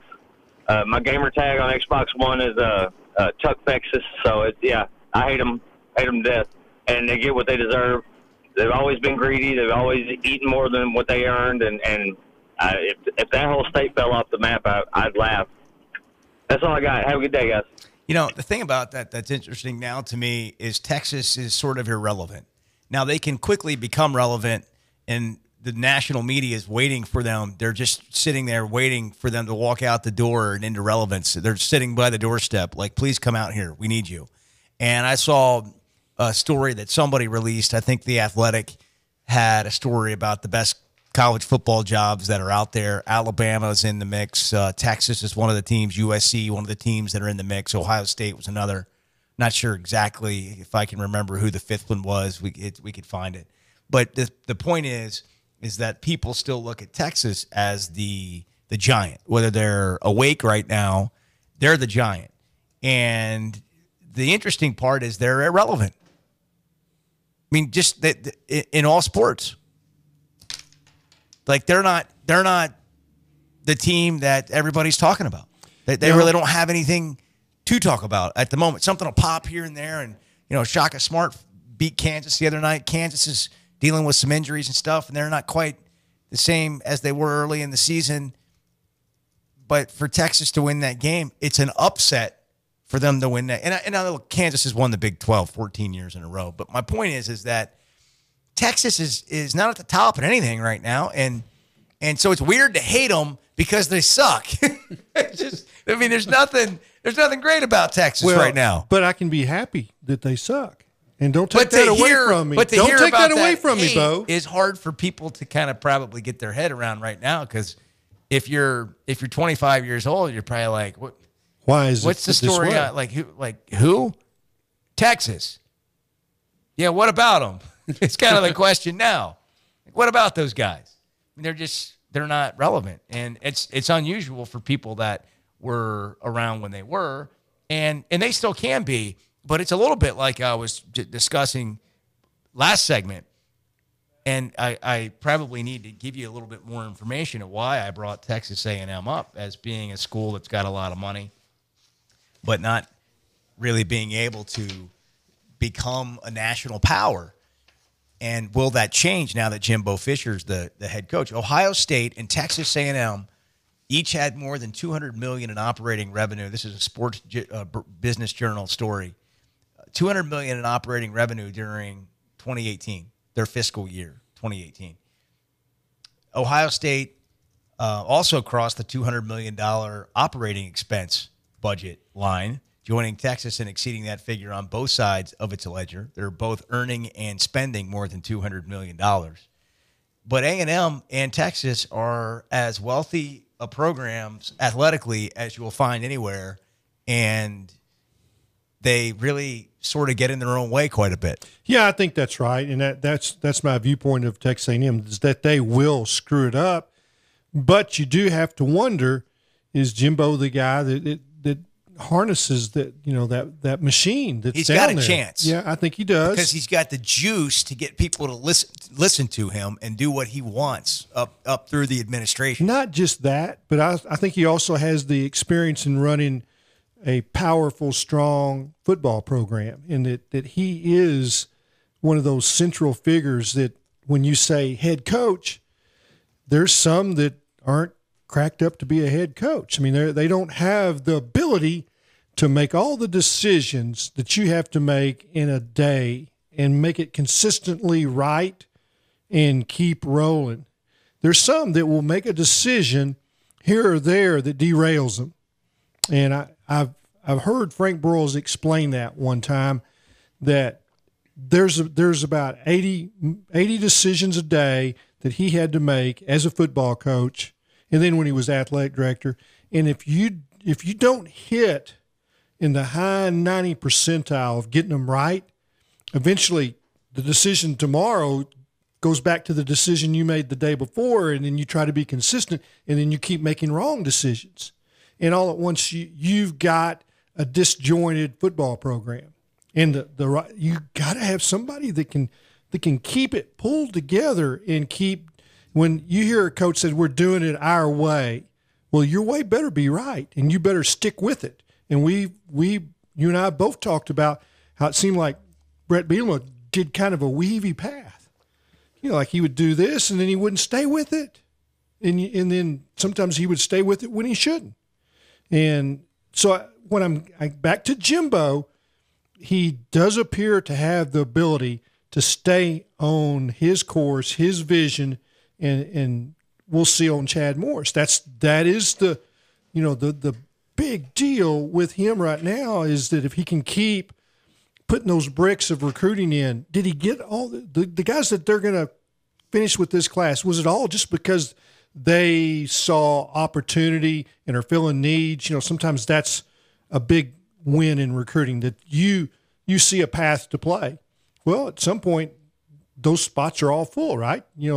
Somebody looks at the roster, it's like, well, they got 4 wide receivers, they got 6 wide receivers. Well, at Clemson, they kept signing them. You keep putting them together, and you keep signing quarterbacks. And when all the quarterbacks that are really good within 500 miles, look and see, well, Arkansas's got 3 or 4 quarterbacks. I don't want to go there. No, you got to keep signing them, in those relationships that you build in recruiting that are 9th, 10th, 11th graders. That has to pay dividends as you go. We'll see if he can continue to put those bricks in place. We're brought to you in part by the Low T Center. Gentlemen, when it comes to taking care of your health, sometimes the first step's the hardest. Low T Center is making it easier to take the first step. It all starts with knowing the numbers that are essential to a man: thyroid, blood pressure, cholesterol, prostate, and your testosterone levels. Low T Center makes it quick and easy to get all these levels checked. Stop by. They specialize in men's health. They offer a comprehensive health assessment and a holistic approach to your overall health. You're going to be glad you got the assessment. Improper or low levels can make you feel tired and grumpy, cause a lack of motivation and drive, can raise your cholesterol levels, cause weight gain and a loss of muscle mass, and can even affect your sleep. The Low T Center accepts most health insurance. They'll even verify it for you. Just take that first step. Call 479-439-9485. That's 479-439-9485, or go to lowtcenter.com. Low T Center, reinventing men's health care. Dan Wolken of the USA Today will join us for some Missouri talk and a national look at what else is happening in college football and basketball. I want to get into some baseball, just a little bit of I was going to say a preview. It sounds so generic, but Clay's got some insight, having just written about this upcoming year with Dave Van Horn. How do you kind of power rate this team after losing so much off such a great team and such a great 1 through 9 lineup last year? But they've got some guys back, and so as they get ready for the opener mid-February, we'll touch on that. They're just coming out of media day, and the takeaways from the Mike Anderson interview we had a little bit earlier. And also, Clay's new love for unicycling. I'm interested in this one. That's next. This is Sports Talk, streaming live on sportandstory.com.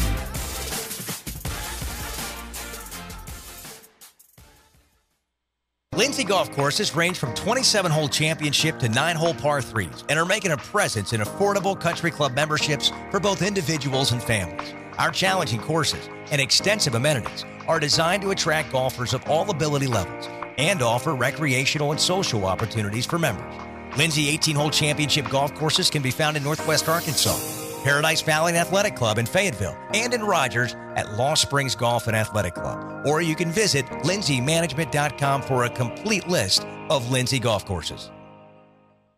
This is Sports Talk with Bo Mattingly.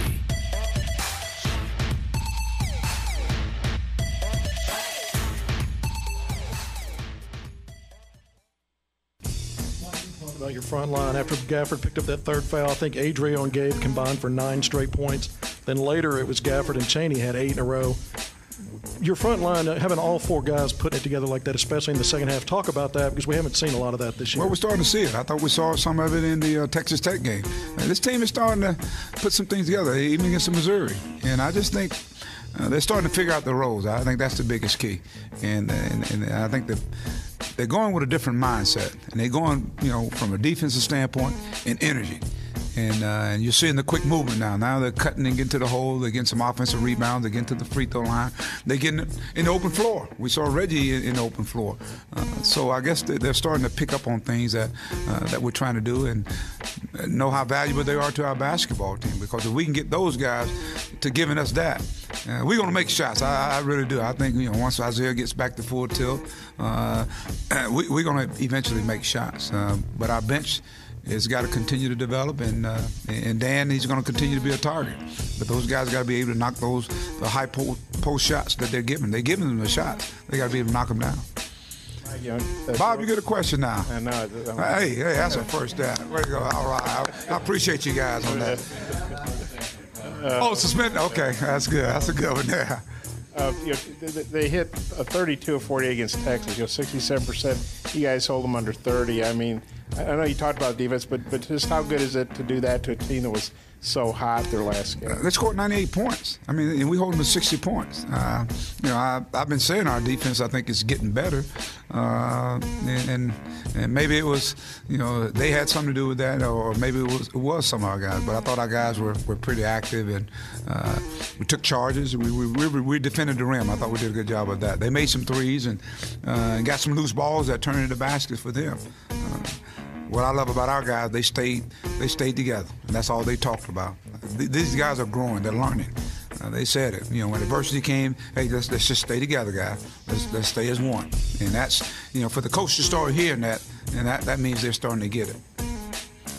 Hey, Mike, when they opened it up 11-2, 12-4, called a timeout, what did you tell them in the sidelines, make sure that things didn't get out of hand that early? Is that when I changed? I think I put some other guys in there.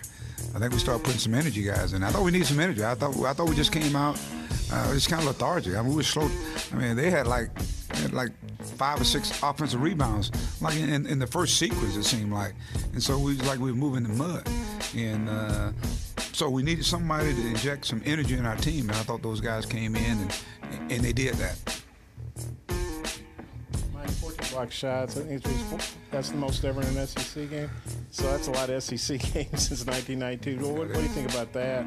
And Reggie had 5. I thought our guys played athletic. I thought at times they played athletic. Maybe not. It's so weird because they out rebound us by 24. We make them turn it over 16 times. We only have 4 turnovers. They shoot 29% from the field. We only shoot 23 from the 3-point line. In fact, we shot 18, I think, in the first half. But I thought our second half we were a lot better. So when you look at those stats there, man, I know they're much more explosive team than that. So I thought we did a good job of really being and wearing them down. I thought wear and tear. We got guys in foul trouble.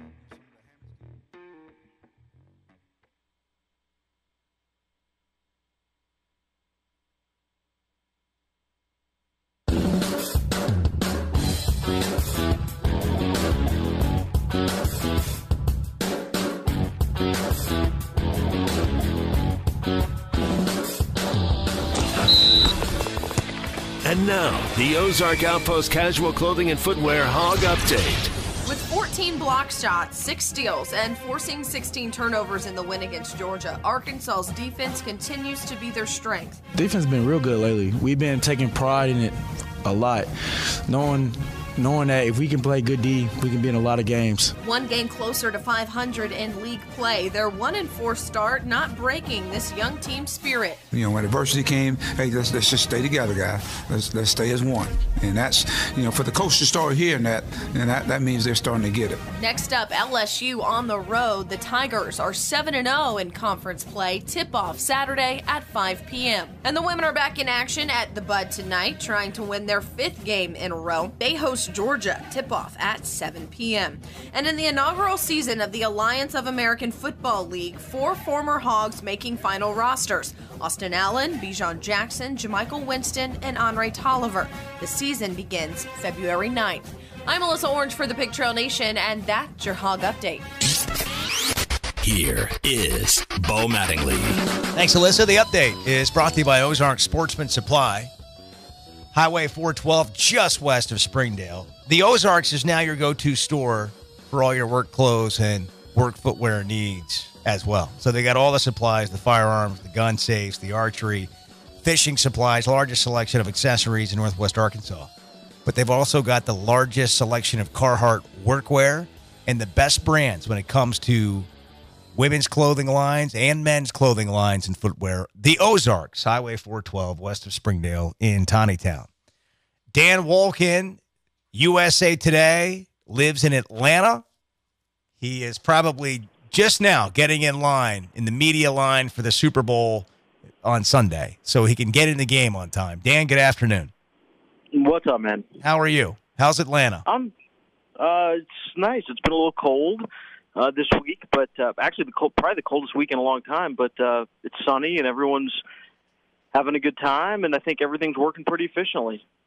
I was in Atlanta a day or two ago, but I did not leave the airport, and it seemed to be okay in the airport. So I know it's about to get crazy with the Super Bowl coming. How does the city change on an event like this? You know, I don't know that it does really. I mean, obviously there's things going on, big parties and places that are downtown that are getting overrun with NFL people. But honestly, Atlanta's just such a big place that you get out of the downtown area, you don't really notice very much, frankly. And I don't know that local people are all that interested or excited about the Super Bowl being here. But, the nice thing about Atlanta and having a Super Bowl or any big event is that just kind of the area where people have to go is relatively small, from the stadium to the hotels to the convention center. It's all pretty compact, and I think it makes for kind of a nice, just easy way to do a big event. Dan, what do you think Fayetteville would be like if they hosted the Super Bowl here? You got to get some more hotel rooms, buddy. A few more hotel rooms. Just go with me. I'm just trying to think about all the NFL parties that would be happening around Fayetteville. Where would they have them? Just try that on sometime. That would be. It's not going to happen, but it would be. It'd be fun to think about. Dan Wolken, USA Today. The Super Bowl's in Atlanta, but that's not why we're having them on. What was your reaction to the NCAA sanctions on Missouri today? Just reading through it, it didn't really seem like the punishment fit the crime to me. You're talking about over the course of a year, kind of one rogue tutor whose claim that she felt pressured into giving or helping these athletes beyond what was appropriate. It was never really corroborated by anything. And also, it seemed to be more her impression of what was happening as opposed to, documentation of or somebody explicitly saying, give these athletes these grades. That was from her own testimony with the NCAA. Secondly, it's over multiple sports. It was 12 kids. It didn't seem to me like you're talking about a systemic problem. I mean, once the school found out about it, once she turned it in and they found out about it, they rectified the situation immediately. Anyone who's been in an athletic department would understand or will tell you there are things that can fall through the cracks. Now, certainly you have to have systems in place to monitor and to make sure that everything's in compliance, but there's not anything that is going to be foolproof. And so all these schools can do, and I think what they all strive to do for the most part, is when they discover things that they take action. And they took action, and so to be giving out postseason bans to 3 sports, I mean, to me that just seems a little extreme given what the facts of the case were. How damaging do you think this is to Missouri football? Well, I don't think it's all that damaging. I mean, look, a 1-year postseason ban is not great. Nobody wants to do that. Nobody wants to go through that. But, I mean, like, is anyone really going to get up in arms about, you're missing out on going to the Gator Bowl? Well, Arkansas is currently in a self-imposed postseason football ban. Sure. I mean, yeah, you have a losing season. You're not going to go to the postseason. Like, it's not multi-year. It's 1 year. Like, you just take your medicine and move on. Now, obviously, they're going to fight it. They're going to appeal. And, I don't think their chances are probably all that good because typically these things don't get overturned. But, I mean, I don't see it as a long-term hit. I just think it's odd. It seems like the NCAA overreacting or overcorrecting based on the criticism of what they got with North Carolina, which, was a joke. Well, and it makes that more of a joke because of what they did to Missouri and the reading through this stuff today and the comparisons with North Carolina. It just makes that even more laughable. To me, the biggest hit is just some of the recruiting restrictions. They don't really lose that many scholarships, but the restrictions on when you can evaluate and visitors and all that. It just seems like we come to this quite a bit, though, Dan. There is no rhyme or reason with NCAA enforcement, and I don't know if that is enough to make anything change, or if we're just going to continue seeing this over the next several years. What do you think? Well, any uniformity maybe in the future? The problem is, and I understand where you're going with this, but the problem is no two cases are alike. I mean, they just aren't. I've read through hundreds of them. They all have different factors at play. And then the other part of it is each committee on infractions or body that's determining these penalties is made up of different people. So, I mean, we all would like there to be uniformity in all things all the time. Just makes life easier. But the truth is, I don't think you can have that. I mean, each case is going to have different levels to it, different layers, different nuances, and I just don't know how you put in a uniform set of penalties for things where there are just going to be various mitigating or aggravating factors. Ed Orgeron has posted, changing subjects, the LSU head coach has posted a 25-9 record since taking over for Les Miles. They apparently are working on a contract extension there at LSU. What's your reaction to Orgeron getting potentially re-upped here? Yeah, I saw that yesterday, and I didn't really comment on it because I'm not sure what the parameters are going to be. But, sometimes there's contract extensions where it's cosmetic. In other words, when we think of contracts and when we look at the numbers involved, the number the only number that matters is what it costs the school to get out of it. That's the only number that matters. And so sometimes contracts are extended by 2 or 3 years, but the total number of dollars that it takes to get out of the contract does not change, or at least changes very little. So I'm not sure in this case what they're going to end up at, and maybe it's a case where it's a cosmetic contract extension where it's really just years. But if it's one of those deals where they're going to guarantee him, $35 million, I would just say they're stupid. I mean, there's no reason to. There's no demand for Ed Orgeron on the marketplace. He's not going anywhere. There's no jobs open. He doesn't really have any leverage over the school to lock him into that kind of contract. So, if it's just giving him 2 more years, but the total buyout doesn't really change much, just whatever, they're just making it look good. But if it comes out that they've guaranteed him another $35 or $40 million or something along those lines, then it's just being irresponsible. Well, and I feel like we see a lot of that. I feel like it's the situation where you're always getting a raise or you're getting fired. Like if you have a non-fireable or moving any shape, form, you're moving any way that you're moving forward, it's like you get more money or more years, or you're about to be fired. And it's just interesting that I feel like agents do that to schools. And I mean, look, here's the deal: nobody's coming after Ed Orgeron. They're just not. I mean, you don't have to keep you don't have to pay Ed Orgeron more money to keep him from leaving. The only reason you do anything is to keep the numbers of years so you can't have it used against you in recruiting, right? But it feels like we have this situation where and I don't know what LSU will do, as you alluded to, but where schools do this all the time, and it just doesn't make any sense to me. Well, even on the idea about recruiting, that's something that they've kind of invented, right? But I am yet to find any situation where somebody's contract status, where the number of years on their contract is cited as a reason why somebody does or does not sign with the school.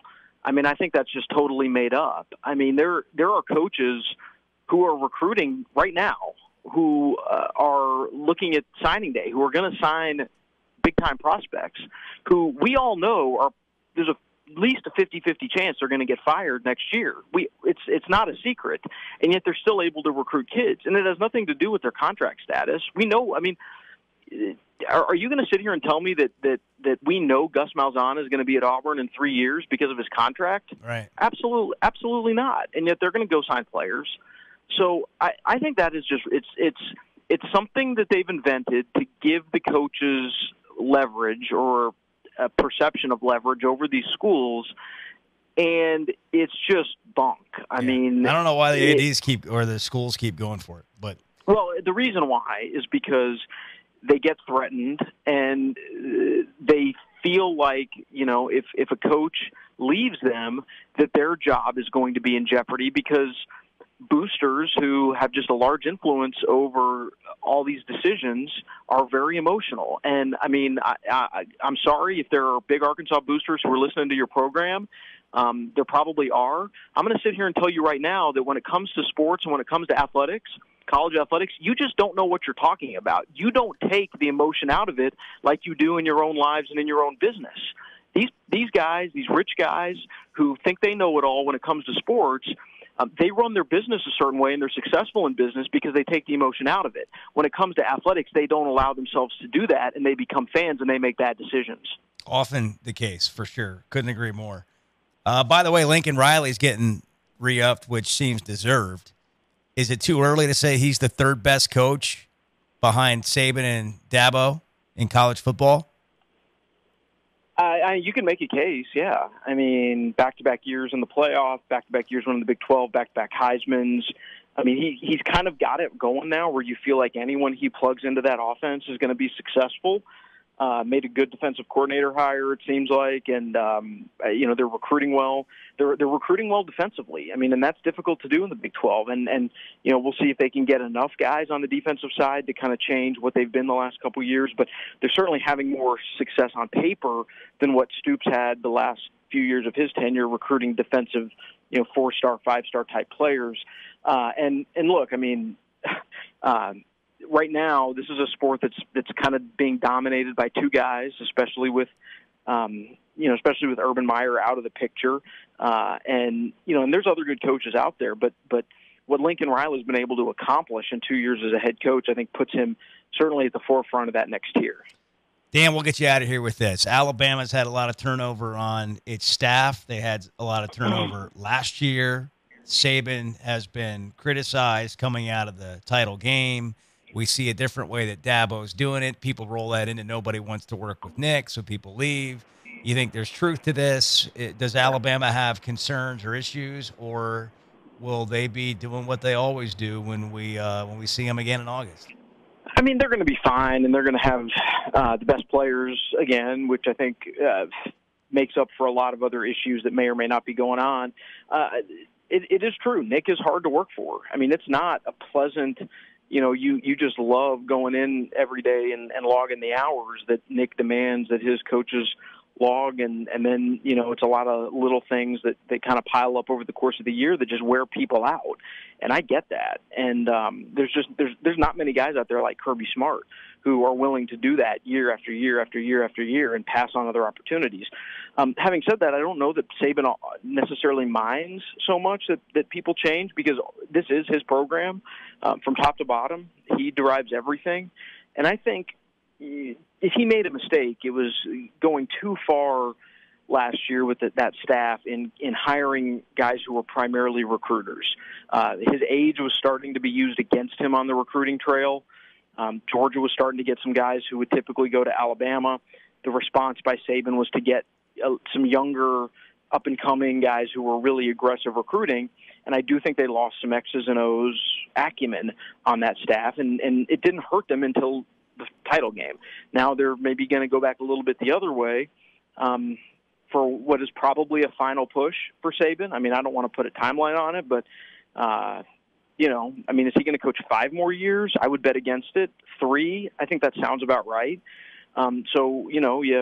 You make this final push here to try to win a couple more titles, and they're going to have a lot to do because Clemson's not going anywhere, I don't think. Yeah, that's going to be interesting, and the Georgia dynamic with Smart's going to be interesting. Saban's 67 years old, And it's been a dynasty, and we'll see how much longer it can continue.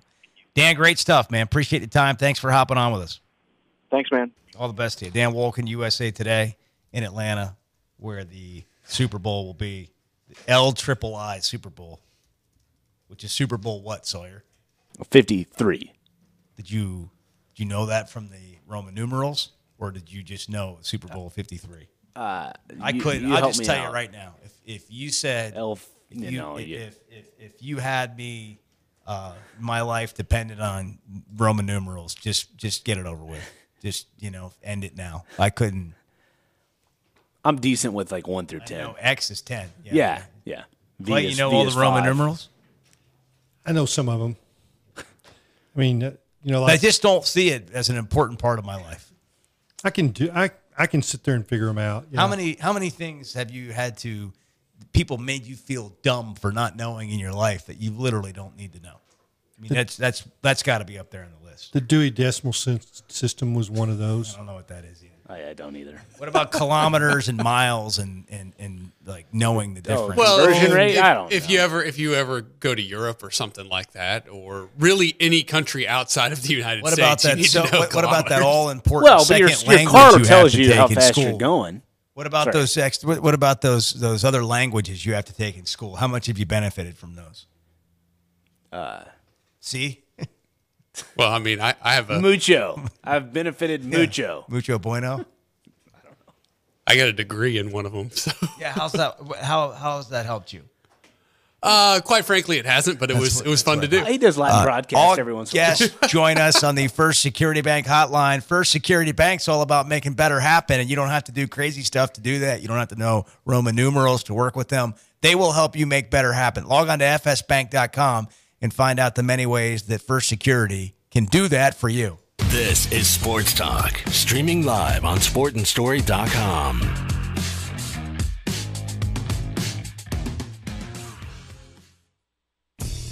Isaiah, who I know has been under the weather, hit a big three. What'd you think of that shot? And then that got you guys on a 10-2 run where you kind of were able to get control of the game.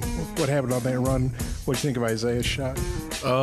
Just on that play, Coach A just told Dan to come set a screen for me, and I knew if I could hold my man off there, help long enough where I could find Zay in the corner.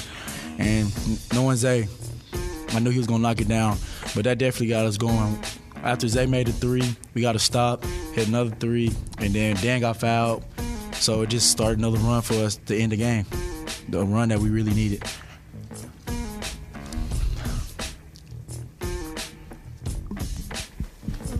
You guys held them under 30% shooting. Tom Crean, their coach, said they missed a lot of close-in shots. What do you think of your all's defense tonight? Defense has been real good lately. We've been taking pride in it a lot, knowing that if we can play good D, we can be in a lot of games. Now we just got to bring the offense along with the defense, but the defense tonight was great. Hey, Mason, when Daniel Gafford came back in, I think it was like 11:30 or something around there, just how much did that energize y'all for the final stretch of the game? Oh, that did a lot. Knowing Daniel going to bring a lot of people towards him, that's going to open shots up for our whole team. So having Dan on the court, having his energy, just having him vocal, just talking to us is just real good. Yeah, you guys as a team have been blocked 14 shots tonight, and Dan and Reggie, they had 9 of them. Just what did you think of the way you protected the rim? I didn't even know that, to be honest. But I was in the moment of the game. I just seen people shots keep getting blocked. So I was like, keep doing what you're doing. But it was good to see.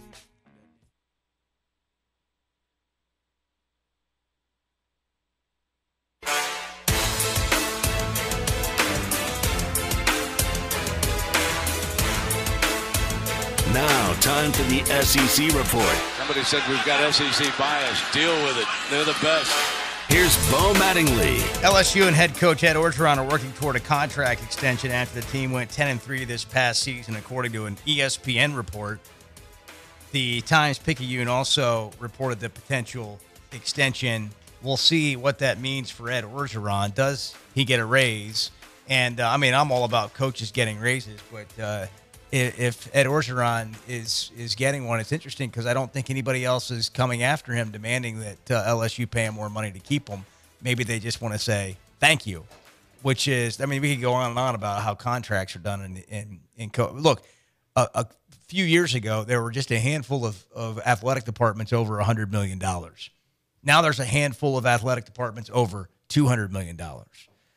In the SEC basketball standings, Tennessee and LSU are both 7-0. Who had LSU at 7-0 in the conference? They lead the league. Arkansas goes to Baton Rouge on Saturday. You are listening to Sports Talk, produced by Bart Pullman, directed by Sire Radler. Want the latest commentary, interviews, takes, and phone calls? Anytime, anywhere. Check out Sports Talk Primetime, Arkansas's premier sports talk podcast. Find it on iTunes or online at sportandstory.com. What's your more? Maybe it's more time sitting by your new pool. Watching your grandkids cannonball the day away. Whatever you'd like more of, Mega Millions from the Arkansas Scholarship Lottery can turn those dreams into reality. And the next drawing is for more than $120 million. So go to your local lottery retailer and get your ticket to more today. This is winning. Call 1-800-522-4700 for Problem Gambling Helpline. Hog fans, it's time for hoops inside the Basketball Palace of Mid-America. Gafford alone throws it down. The high-flying Razorbacks, led by Arkansas natives Daniel Gafford and Isaiah Joe, face off with SEC rival Vanderbilt on Tuesday, February 5th. Tip-off is set for 8 p.m. inside Bud Walton Arena. You can purchase your tickets today by going to ArkansasRazorbacks.com or over the phone at 1-800-982-HOGS. This is Sports Talk with Bo Mattingly.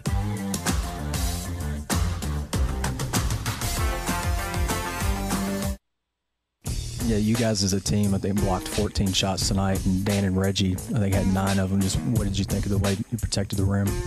I didn't even know that, to be honest. But I was in the moment of the game. I just seen people's shots keep getting blocked. So I'm like, keep doing what you're doing. But it was good to see that Dan and Reggie was blocking a lot of shots, and then you got to give credit to Adriel for blocking a lot of shots and giving us good energy.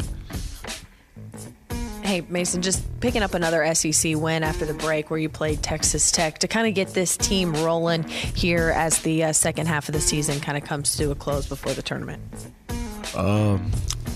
We didn't see. Oh, it was good to get a win at the crib. It was good to see us keep developing as a team, knowing that Texas Tech, it wasn't a fluke that we played good of a defense. We brought it again tonight. So as long as we keep learning, as long as we keep fixing our errors, then we're growing.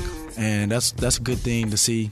And I know that Coach emphasized that we should just keep growing as a team and keep working hard. So that's all we're doing. They had 16 turnovers. You only had 4, so you guys were 4-1 on turnover ratio against them. Well, what was the key to the ball handling? You guys only turned over 4 times, and Daniel had 3 of those. Hold on, we only turned over 4 times? Wow. That's good. Coach always tells us, like in practice, we have a turnover board. Usually I'm the leader of it, so I need to work on that, but it's good to see our team controlling the ball, handling the ball, just knowing what plays to make and what to do with it. I don't know if you thought about this. This is the first back-to-back SEC games you guys have won.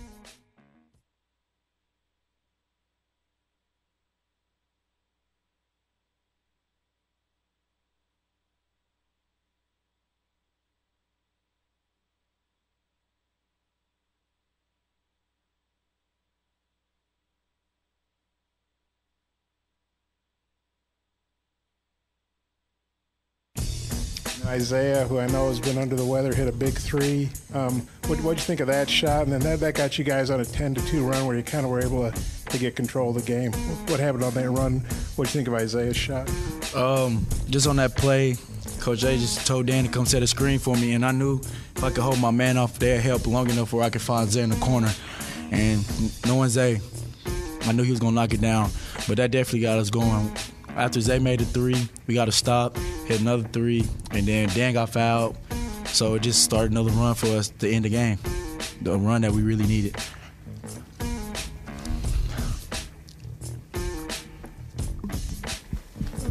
You guys held them under 30% shooting. Tom Crean, their coach, said they missed a lot of close-in shots. What do you think of your all's defense tonight? Defense has been real good lately. We've been taking pride in it a lot, knowing that if we can play good D, we can be in a lot of games. Now we just got to bring the offense along with the defense, but the defense tonight was great. Hey, Mason, when Daniel Gafford came back in, I think it was like 11:30 or something around there, just how much did that energize y'all for the final stretch of the game? Oh, that did a lot. Knowing Daniel going to bring a lot of people towards him, that's going to open shots up for our whole team. So having Dan on the court, having his energy, just having him vocal, just talking to us is just real good. Yeah, you guys as a team have been blocked 14 shots tonight, and Dan and Reggie, they had 9 of them. Just what did you think of the way you protected the rim? I didn't even know that, to be honest. But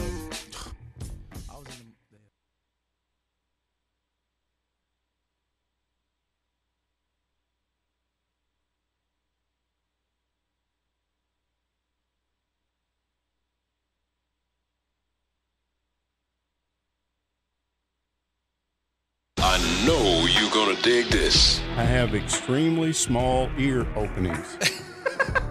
Apparently, that's what this guy said. I went back to Walmart and I told him, look, watch this. And he falls out and he goes, I've never seen that before. Your ears are small. This It's all dope here. is Answer me now. No Way Sports Talk. We need to hire a batter coach up there. Wow. From the Fleet Center of Arkansas Studios. Find the right vehicle for the job. I'm speaking facts. How about a little decorum in here on a work day? Here is Bo Mattingly. All right, Clay's in here, and the phone lines are open. Sawyer's got a game to play. We've got Jimmy Dice coming up later this hour on the SEC and Arkansas basketball. The Razorbacks travel to LSU this weekend. Arkansas is 3-4 in the league. That has them in the bottom half. Behind Tennessee and LSU, you find Kentucky 6-1, South Carolina 5-2. Then you got 3 teams at 4-3: Ole Miss, Alabama, Florida. Then you got 3 teams: Mississippi State, Auburn, Arkansas at 3-4. Then there are 4 teams below that are not doing well. Missouri, Georgia, A&M are 1-6, and Vanderbilt has yet to win a game. They've lost 8 straight games. Yet they almost beat had Tennessee. the best shot at Tennessee. I mean, they had the lead in the last 2 minutes. They also had like a 12-point lead on South Carolina with 50 seconds to play. They turned it over a couple times, and then South Carolina Vanderbilt blocked the shot. And it was like a 2 or 3 point game. And the dude that blocked the shot, like, muscled up, like flexed on the guy. Oh, yeah. And got a technical. And South Carolina ended up winning the game. Nuts. Steve in Grandview. What's going on, Steve? Hi, Paul. How you doing? Doing great.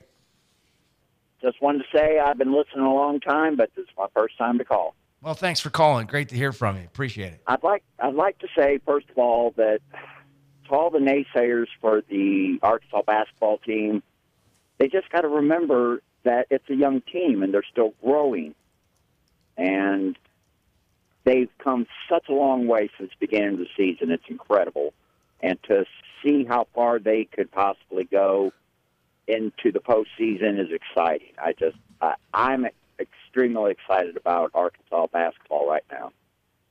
But I have a question, and it's about Adriel Bailey's dunk in that last game that they didn't allow. Could you explain that to us a little better? Because I watched it a billion times, and that ball went, I'd have to say 9/10 of the way through the hoop before it popped back out. And how could that not be a basket? Because it has to go that last 1/10.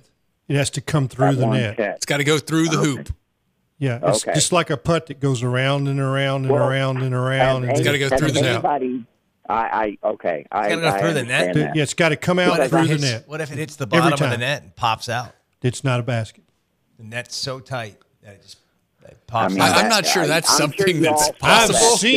I've seen balls hang in the net. You know, like the net was brand new, and and that counts. Right. That does count. Count. Yeah, because it never did come back but out. the fact that that last tenth of a ball It's got to come through the net. didn't pass.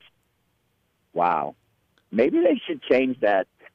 50% should be enough. I mean, come on. I mean, you know what I'm saying? Half a ball goes through and it counts? The only reason the net is there is to let you know that the ball went through the hoop. So if the ball it's there. It's there for a lot of reasons. So short people can jump up and touch something. It's one. To be cut down. To be cut down. No, I mean, it's also how I go about dunking. I climb up the net and then grab a hold of the rim. The net is there to make the sound swish. And it's a beautiful sound. I was a basketball player in high school. I know all about that. You're in an empty gym and you shoot and you hear the swish. How do you feel about chain nets? Oh, I played on chain nets when I was high school at Little Rock Central. We played on the, I love that. I mean, play on the concrete with the chain nets. Hurtful, but that could be a deterrent for things like this. Okay. So anyway, Well, anyhow, that's the deal. It didn't go in. Me crazy, and I wanted to hear some explanation about it. So thank you very much, guys. Oh, Bart's got more for you. Well, just the official ruling is that a legal field goal or free throw attempt shall be scored when a live ball from the playing area enters the basket from above and remains in or passes through the net. Okay. So it can stay in the net, but it's there. You go. Yeah. Thank you, Steve. Do you know what the sound is Thanks for calling. when you make a basket on a chain net? Go ahead, Clay. Ka-ching. Yeah, very good. Clay, you also wanted to comment on something Dan Wolken said last hour about the tutor at Missouri who saying he's she was just a rogue tutor. Well, that's the whole idea, is not to have rogue tutors. I mean, you have to have tutors. You have to have a system in place that does not allow that. They're giggling. They think it's funny. I think it's funny. Yeah. I'll come. Yeah, go ahead. Why do you think? Go ahead and explain why it's so funny. A rogue tutor. Just, I'm going to leave it at that. Did you toot, Clay? That's what he's trying to. I have to spell it out for everybody. A little immature. A rogue tutor. A little immature. This is like, you guys are like second graders. Yeah, that's the second, first grade. That's exactly, that's exactly right. Or second grade is exactly where that conversation. I have a second grader right now. That's exactly right. Yeah, right there. Yep. Want to babysit? Car rides can be very interesting. You guys can talk for an hour. It'd be easy. Yeah. Just bodily functions. They're Was that you? I like the one. No, it wasn't me. What are you talking about? Was it Mom? Never couldn't Mom. be. It that's couldn't impossible. be. No, that's nope. You might as well swear in front of the children instead of saying that. I don't think I want to go there either. Yeah, you could say a lot of bad words before you'd be in trouble. That's right up there at the top. So anyhow, this academic tutor going rogue.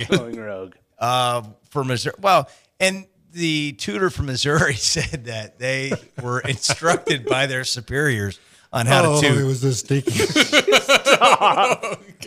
It was a stinky. NCAA found no evidence of that. This is jeez. Yeah. But that's what y'all were thinking. Like, something stinks. You're in trouble. A postseason ban. It will get you every time. What was that? I don't know. What was that? I really don't know. Whatever you were thinking, right, do not say it. I mean, we know Sawyer. She got this tutor for the offenses. Got a 10-year show cause penalty. She's not going to be a tutor anymore. For 10 years, an unemployed tutor in the NCAA. You could say she's probably really good, right?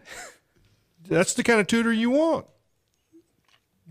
She's taking tests for people or turning in work for people. Writing papers. Online. But anyhow, work. you were saying like that's the whole deal. That's the whole deal with the You can't. academic. I mean, it's just like but it's not the whole deal. I mean, North Carolina set up fake classes, 200 of them, and because students actually did the work, like wrote their name on the sheet of paper, they passed, and that was the reason why it wasn't a rules violation. That's a problem because intent should be part of the ruling. Yeah, we don't have a rule for this, but you still can't do it. Can't do that. I mean, it's just common sense that what they were doing at North Carolina is academic fraud. I mean, it didn't. When you read the first stories about what they were doing, it was like, but they're going to hammer them. North Carolina. There's no way they can't hammer them. If you don't know, North Carolina set up fake classes, and because they were available to everyone to take, and the students involved with the fake classes actually did the fake work that was assigned to them limited. and passed the fake class, they deemed North Carolina didn't break any rules. But because Missouri had a academic support person who took and did some of the schoolwork, that's clearly breaking a rule. And so they're suffering a postseason ban, football, baseball, softball, a minor lack of or a minor scholarship reduction, and fairly significant recruiting restrictions over the next year. So that's the news today with Missouri. That's what Clay was commenting on, that Dan Wolken had said the punishment did not seem to. And I think it does. Yeah. Hey, I want to talk about baseball, Clay. We don't need to get too deep because we've got time before the season begins, but you wrote in a column about how the lineup's going to be a little bit different this year. Yeah, I think what you saw in last year's lineup, and I was talking last fall in an exhibition in Little Rock with UALR with Chris Curry, their coach who worked under Dave Van Horn, and he was, saying the lineup that he saw, and in fact he watched all the games of the College World Series, and he's interested because he'd worked at Arkansas, and it's like 1 through 9, it was a once in a lifetime lineup. The power all the way through the line, and he was the one that pointed it out. It's like Jax Biggers, who'd led the team in hitting the year before, was batting 9th in last year's lineup. Well, I mean, there's no hole in the lineup if you've got one of your leading hitters batting 9th. And we talked about that last year, and he ended up moving higher in the lineup later in the year. But it is a different. They're going to have Kjerstad, Martin, and Fletcher that could be 3, 4, 5. In fact, they did hit in those slots at some point last year. But Dave Van Horn's probably going to sprinkle some other guys in there to keep teams from just say, okay, we'll pitch around these 3 guys because the next part of the lineup is not going to beat us. Even if some of those guys get on, we're going to pitch around them. They're going to run more. They worked last fall on dirt ball reads. In other words, the ball bounces. It's going to be tough for the catcher to handle it cleanly. He may catch it, but he's probably not in a position to throw real quickly. And they're going to do some things to speed up the game when they're on offense. They bunted the fewest time in Dave Van Horn's history last year. I think there was like 21 sack bunts is all they had. They weren't bunting. They were playing for a home run inning, like 3, 4, 5 run innings, and they got them. And they got them in the College World Series. They got some good innings. So, but this team will be built more on manufacturing some runs. They're not going to sit. They'll probably hit and run more. And they've got some guys that some pieces, like Trevor Ezel, who transferred from Southeast Missouri from Bryant, was probably the best hitter in their conference. Graduate transfers, coming off shoulder surgery, but he's healed and ready to go. Matt Goodhart, who's transferred from San Jacinto, really talented hitter, power hitter, and also can hit for average. And I think that they've got some good young hitters that were in the program last year that you didn't get to see. And I think Jordan McFarland is a guy that could be a difference maker at first base, has some power. So that's the lineup that I think you'll see them still score a lot of runs. They may not score as many as last year, but it might be enough. They may win games 8-4 instead of 12-6. I mean, that's okay too. Yeah. Do you think they're an NCAA tournament team? I mean, they're coming in preseason ranked. I mean, they're not the team they were a year ago, right? So just go. You're right, but they are really talented, and they got a great closer and a great bullpen. In college baseball, when you can shut the other team down in innings 6 through 9, you've got a great chance because my favorite Dave Van Horn quote is a lot of things happen in college baseball after the 8th inning. Yeah, you just can't get behind in a big way. Yeah. Well, but you can still come back. But you have a great chance if you have the best closer in baseball, Matt Cronin. But you said, can they get to postseason? Well, tell me how many times Dave Van Horn hasn't once gotten to postseason. I'm not saying that. I think they'll get the postseason. But just it's still a talented team with some experienced players. The problem is the SEC is loaded. The West especially is loaded this year. It may be one of those years where you get beat up a little bit, but then come postseason play, I mean, you're ready to make a run. Yeah, they are really loaded with some top-end talent. And some of those guys you haven't heard much about, like Patrick Wicklander, 6'6" left-hander, who really bring it. But it's like Cronin's a first-rounder. Kerstedt and Martin, they're sophomores, but they will be first-rounders. Isaiah Campbell might be, second-round, third-round pick. I mean, maybe a first-rounder if he's got that kind of stuff. So they're still got some top-end guys. Yeah. And a lot of good young players. A little bit of a makeover, but still a really good team for Dave Van Horn. Yeah, and you like the ability of Dave Van Horn to put the pieces together. He knows how. We're brought to you in part by Premier Dermatology, offering all things skin for all of Arkansas. General, surgical, and cosmetic dermatology. And they've got a medical team treating all conditions of the skin. And they offer the latest cosmetic treatments for improving fine lines and wrinkles, skin tone and texture, and even unwanted body fat. You can look your best and feel your best with Premier Dermatology. You got locations in Fayetteville, Bentonville, and Bella Vista, and online at premierderm.net. This is Sports Talk, streaming live on sportandstory.com.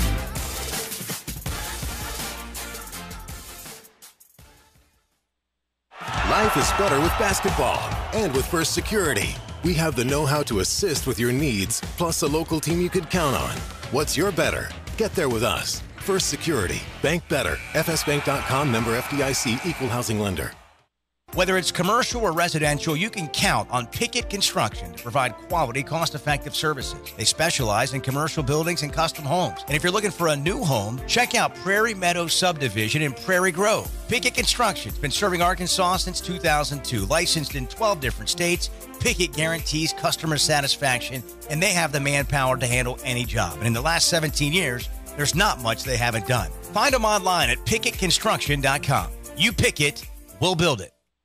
Lindsay Golf Courses range from 27-hole championship to 9-hole par 3s and are making a presence in affordable country club memberships for both individuals and families. Our challenging courses and extensive amenities are designed to attract golfers of all ability levels and offer recreational and social opportunities for members. In Bryant, Hurricane Golf and Country Club. Benton, Long Hills Golf Club. Conway, Centennial Valley Golf and Country Club. Nutters Chapel Golf and Country Club, and in Little Rock, Eagle Hill Golf and Athletic Club. Lindsay Golf Courses. What's your more?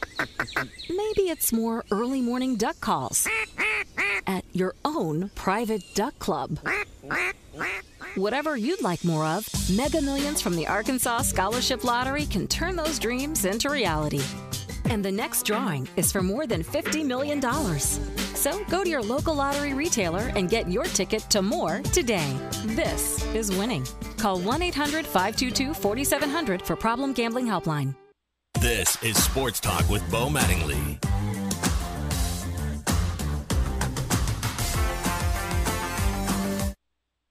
You guys shot 67% the other day against Texas, 29% today. What was the difference? Missed layups.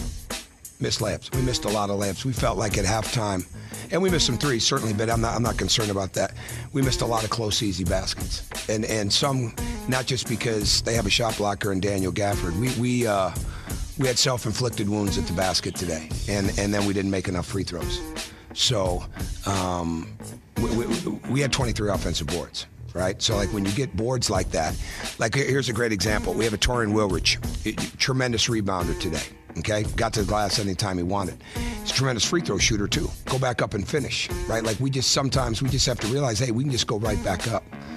But we looked at it at halftime. We make our free throws and even a couple of our layups. We're up 10. And we hurt ourselves offensively tonight on those close, easy baskets as much as – I mean, I haven't watched the film yet, obviously, but that's my recollection of the game as much as anything right now, notwithstanding the missed threes or any of that type of stuff. We had chances at the basket that we didn't capitalize on, unfortunately.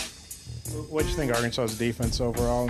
What impact did they have? Solid out. Daniel Gafford's a really good shot blocker. We missed a lot of close shots.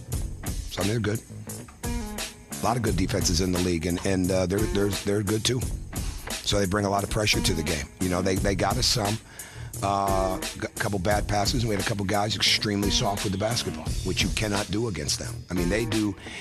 Of all the teams in the league, they're the most that you feel like you're playing 5 versus 6, 5 versus 7, because of the way not only the backcourt pressure, but because of the way they run at the ball. I mean, they run at you, and so it always feels like there's more people out there, and that's a compliment. I mean, that's one of that. So there's an answer to your question. I think that's one of the reasons I think their defense is so good. It always seems like there's more people.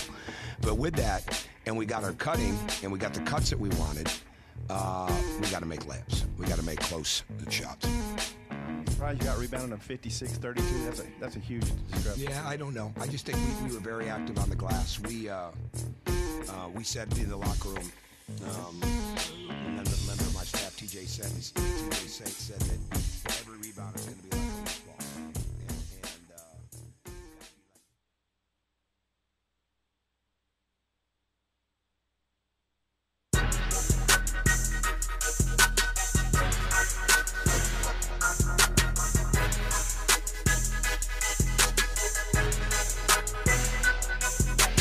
You are dialed into Sports Talk. Get in on the show at 877-447-4040. Here is Bo Mattingly. I think we gotta have Clay host some shows in February. Just maybe segments. We'll try it later this year. Yeah, why not? We'll just have him take one out of the break and that's just cool. kind of see what happens. I know. I hosted a show once. I've heard that story 15 times. I already knew you were going there before you even said it. But this is a different time, Clay. Different. You learned from that experience. You don't want to know about it? You melted down. I already know about it. Joe in Avoca. Tell me about it. Hey, Joe. Hey, guys. How y'all doing today? We're good. You hear me? Barely making it, Joe. How about you? Oh, hell, you know me. It's cold. It's barely. Holding on by a thread. Hey, I'm kind of curious about that Rogue Tutor. You got it. What is how old is she and what she look like? I tried to look her up on the internet. I couldn't find her. They have. I don't they think have she's listed under Rogue Tutor. They redacted her. No, they didn't. Her name's in here. Jane Doe. See, told you. Yolanda Kumar. Oh. Okay. I always wanted a Rogue Tutor. I never had one, but yeah, always wanted one. Teach off the wall subjects, stuff like that. She was doing schoolwork, man. She was doing the online all courses. the coursework for athletes. Well, I never had no trouble doing the coursework. It was just the studying part. I could always do it if I just read it, but it was just reading it. She improperly assisted 42 student athletes after she was groomed by her superiors to commit what she called academic dishonesty. She alleged that she completed online courses and took final exams for Missouri's men's basketball and football players. Now, the NCAA said that she violated the ethical conduct rules and academic misconduct and extra benefits, but they did not find credible evidence that her colleagues directed her to complete the athlete's work. So she was hung out to dry all alone and has a 10-year show cause. In North Carolina, they more or less did the same thing, but because they're North Carolina, the NCAA didn't want to do anything to them because they got Duke in there, whatever. They're totally different. They had classes where the students would show up and fill out their name on a sheet of paper, kind of a sign-in list. They knew how to really cheat. Then that was the end of the course. They cheated at a much better rate and level. And then they didn't just do that for athletes. Anybody that enrolled in that class, it's like wink, wink. Hey, if you want an easy A, here we go. The NCAA said because North Carolina cheated so well, they were going to give them credit, and they just did not penalize them. Kind of like film lecture back in the day. Remember film lecture, that class at the U of A, film lecture? Film lecture? It had its Architecture point. lecture. I had that one. Yeah. Some of the North Carolina classes required that you attend the class like once for the entire semester. Hey guys, I know you've been into betting big here recently. I want to know if you want to make a bet. I'll buy y'all lunch if Arkansas beats LSU. You buy me and a couple friends lunch if LSU wins. How about that? How many points? Whose side of this are we on? How many points we get? Yeah. I'll give you 10 points. How many beers are you going to drink at lunch, Joe? How many When I eat, I don't drink. How many friends you got? I Joe? drink iced tea when I eat, that's all. But if you want to, after we eat, we can start drinking if you want. How does that work? So with the meal, you drink iced tea, and then you're like, all right, I'm done now. Start bringing me the beers. Well, beer just don't taste good with food, dude. I mean, maybe with pizza, I don't know, but I like iced tea. Maybe you should just stick to that. Long Island iced teas, I like them too. How about an Arnold? There it is. How about an Arnold There's the Palmer? laugh. Maybe an Arnold Palmer. I'm going to miss you guys when you're gone. We're not going anywhere, Joe. We're going to take We're you. not leaving. We're taking you with We're us. not going anywhere. You're going with us, Joe. Can you give me a job there? Hey, you know I'm retired. I'll work for free. I'll do intern stuff for free. All right. How about that? That would be good. I think you should make him executive producer. Oh, yeah. Put me on the cue cards and stuff like that. Be great. Be fantastic. Hey, if you all you were talking about that bus the other day with Michael. Let's take a bus. Heck, I'll pitch in $100. How about that? Wow, that's big. Let's do it. You said you'd charter a bus. We'd go somewhere Go to for Hot your Springs. final show. Races. The party show. The party bus. I'll pitch in $100. How about that? That sounds great, Joe. We'll We see can if do it on the road or wherever. so. Do the show on the road with Joe and Avoca. Or wherever you want to go, we could have a destination. We do. Yeah, you We do always need to gotta come have up with a a place couple to go. of. We do need to come. We are planning to come up with. Now that doesn't mean it'll happen, but we're planning to come up with a couple of special on location shows, Like one from the garage. different parts of the state, to welcome in anybody who wants to come and celebrate the show we've all gotten to be involved with here. Well, I'm callers, in. listeners, Let me know. Clay. I'm going to miss you guys, but I'll go with you. I'll go on your podcast, whatever. I don't even know what that is, Joe, but you're in. I'll figure it out. We're going to help you, Joe. And I'm not kidding. We have hired this tutor from Missouri, and she is going to help us explain to people how to download podcasts. The good news Is she is a she's road obviously very good at getting things done. And so we are going to bring her in, and she's going to go through a tutorial on how to download the podcast so that everyone will have it. And if you can't do it, she will do it for you. Well, yeah, I hope you didn't hire a road, She's got a show cause. A road tutor. We are not bound by the show cause penalty. This is actually a fantastic idea. I think we'll get national headlines out of it. Call her. Bring her in.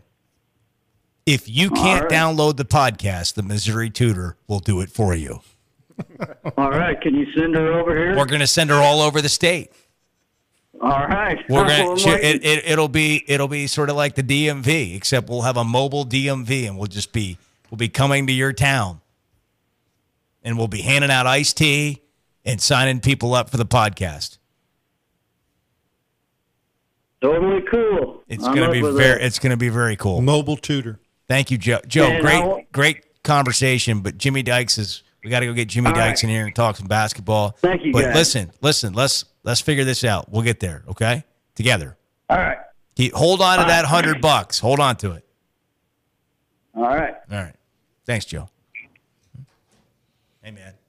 Guy comes in with $100. I don't think he really wanted to give us points on his bet. I think he was thinking we might just take it without. He just wants to go to lunch. We can do that. Yeah, we need to do that. Yeah. Jimmy Dykes next on the college basketball scene, including the Razorbacks. This is Sports Talk, streaming live on sportandstory.com.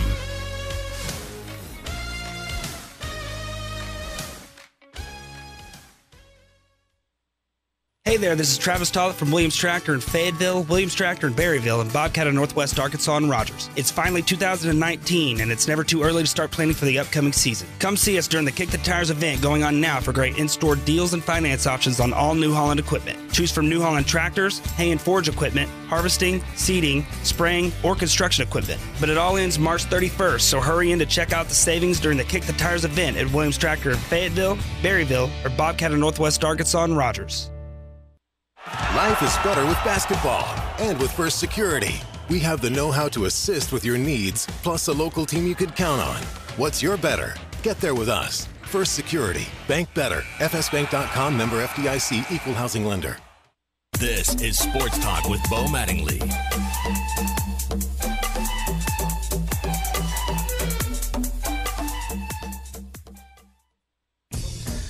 Back in the family and against a very talented Georgia team. Size and just really proud of our guys' effort defensively.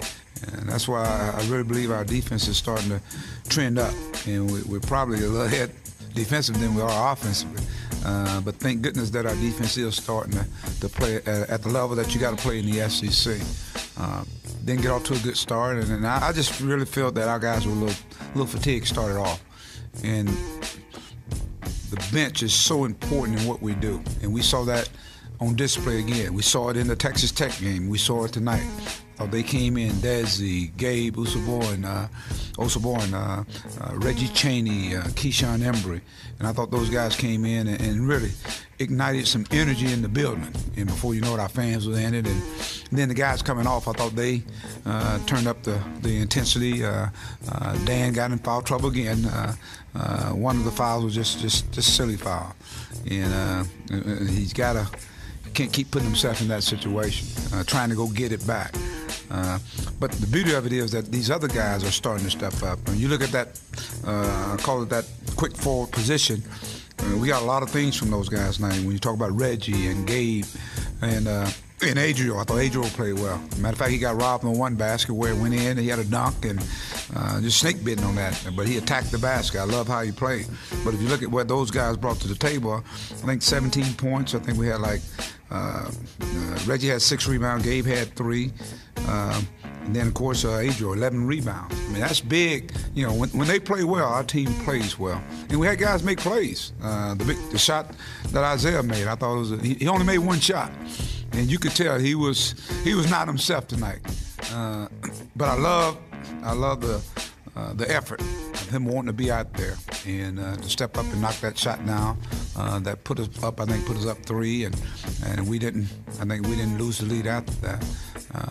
Mason Jones, he started attacking the basket, curling and getting in the lane, getting to the free throw line, and eventually we're gonna make shots. But to hold a team to 29%, had I think 14 block shots. That means we were active. Dan had quite a bit there in the second half. I thought Dan did a great job when he came back, after 3 fouls, of protecting the rim back there. And of course Reggie and Gabe. Our guys were really active at the rim. So it's a good win. Wasn't a thing of beauty, but at the same time, in the SEC, games are going to be like that. You got to find a way to win. So we found a way to defend the home court. That was what it was. Right there, but Isaiah, how much did you expect from him tonight, and what's it say about him to be able to knock down that shot in a critical spot? It's a growing. I mean, there's a lot of guys that are playing sick, got a lot of guys playing hurt, but it told a lot about him. I think, he was spent. I think Reggie threw him a great pass one time, and it ended up being a turnover. And how about that? 4 turnovers, and that was one of the turnovers. Just think about that. That was one of the turnovers that he threw to him, and it was a good pass. He just couldn't get to it because I just congested and all that stuff. But never did he say, hey, I don't want to play. And so I think that's a good characteristic to have, especially as a freshman. I mean, you're talking about a freshman. And, but then to have the confidence, his teammate to have the confidence to get it to him and knock down a big shot.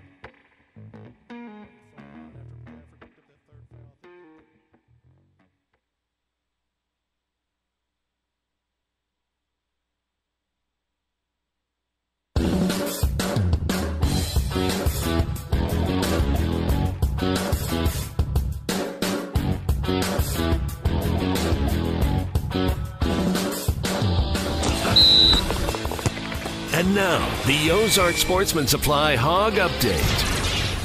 We needed that win.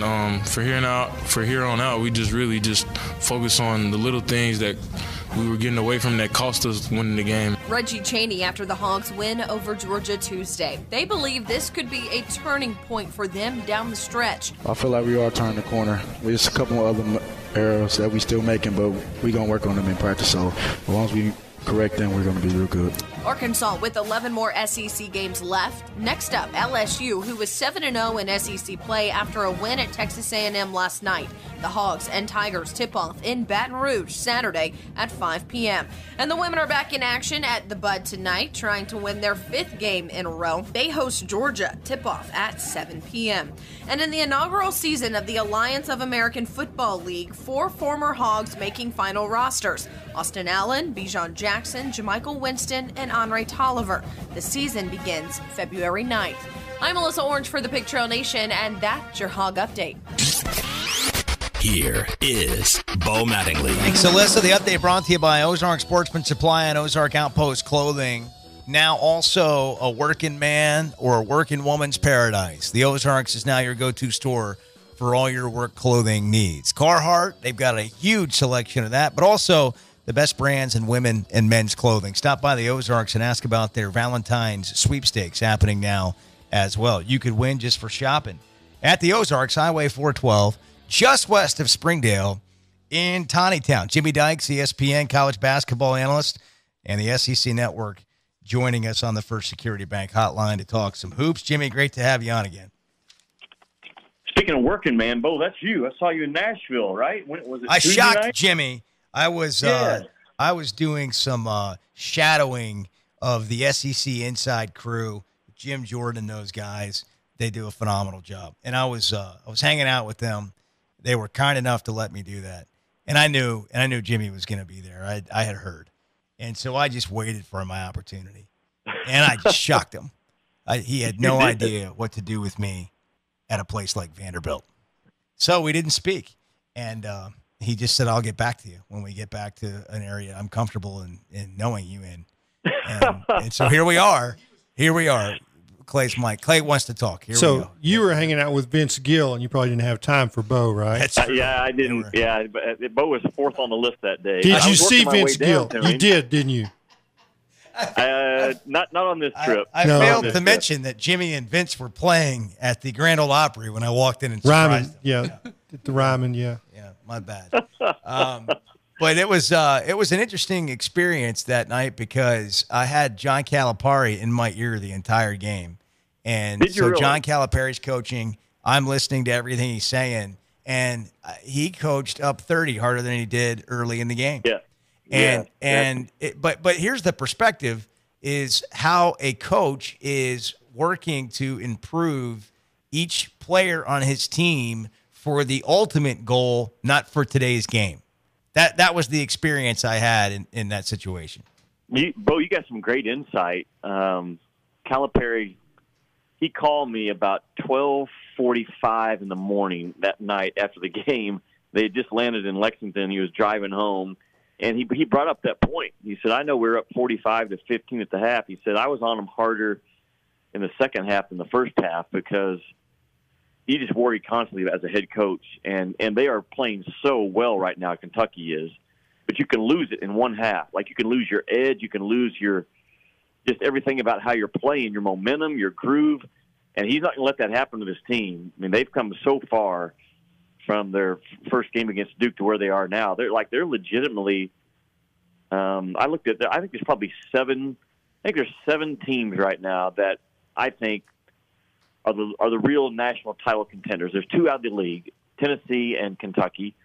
There's 2 out of the ACC, Virginia and Duke. There's 2 out of the Big Ten, Michigan and Michigan State. And there's 1 outside of those power conferences, Gonzaga, that have the talent, the future pros, the size, the depth, the scoring power on one end, the defensive lockdown on the other.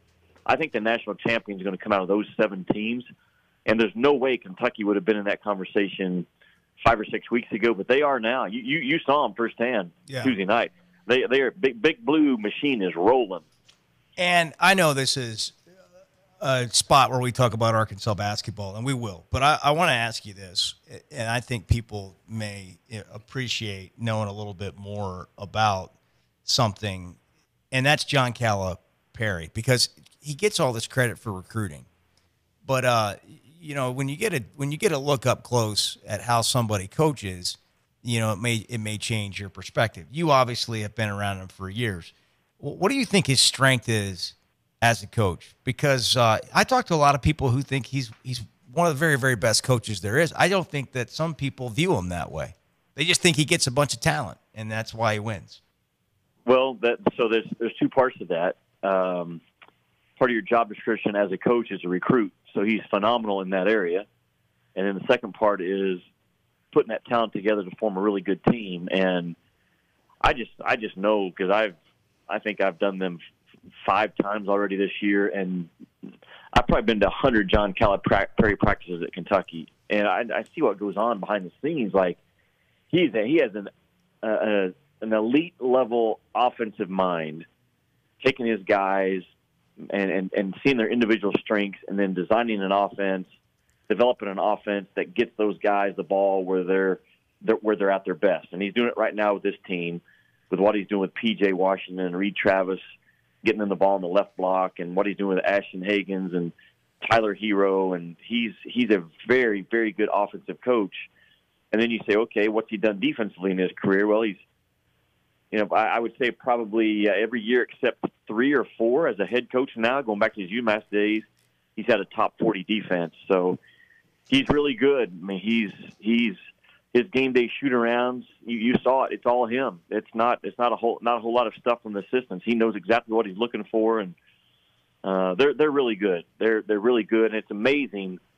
He has to start over every year because of he gets players that are there 1 year and they go to the NBA, and he has to start all over. So I sit on the air Tuesday night. Why he's not the coach of the year conversation nationally is kind of crazy, because if you judge it on what the guy's done within the course of this season, no one has done a better job than Calipari bringing his team along.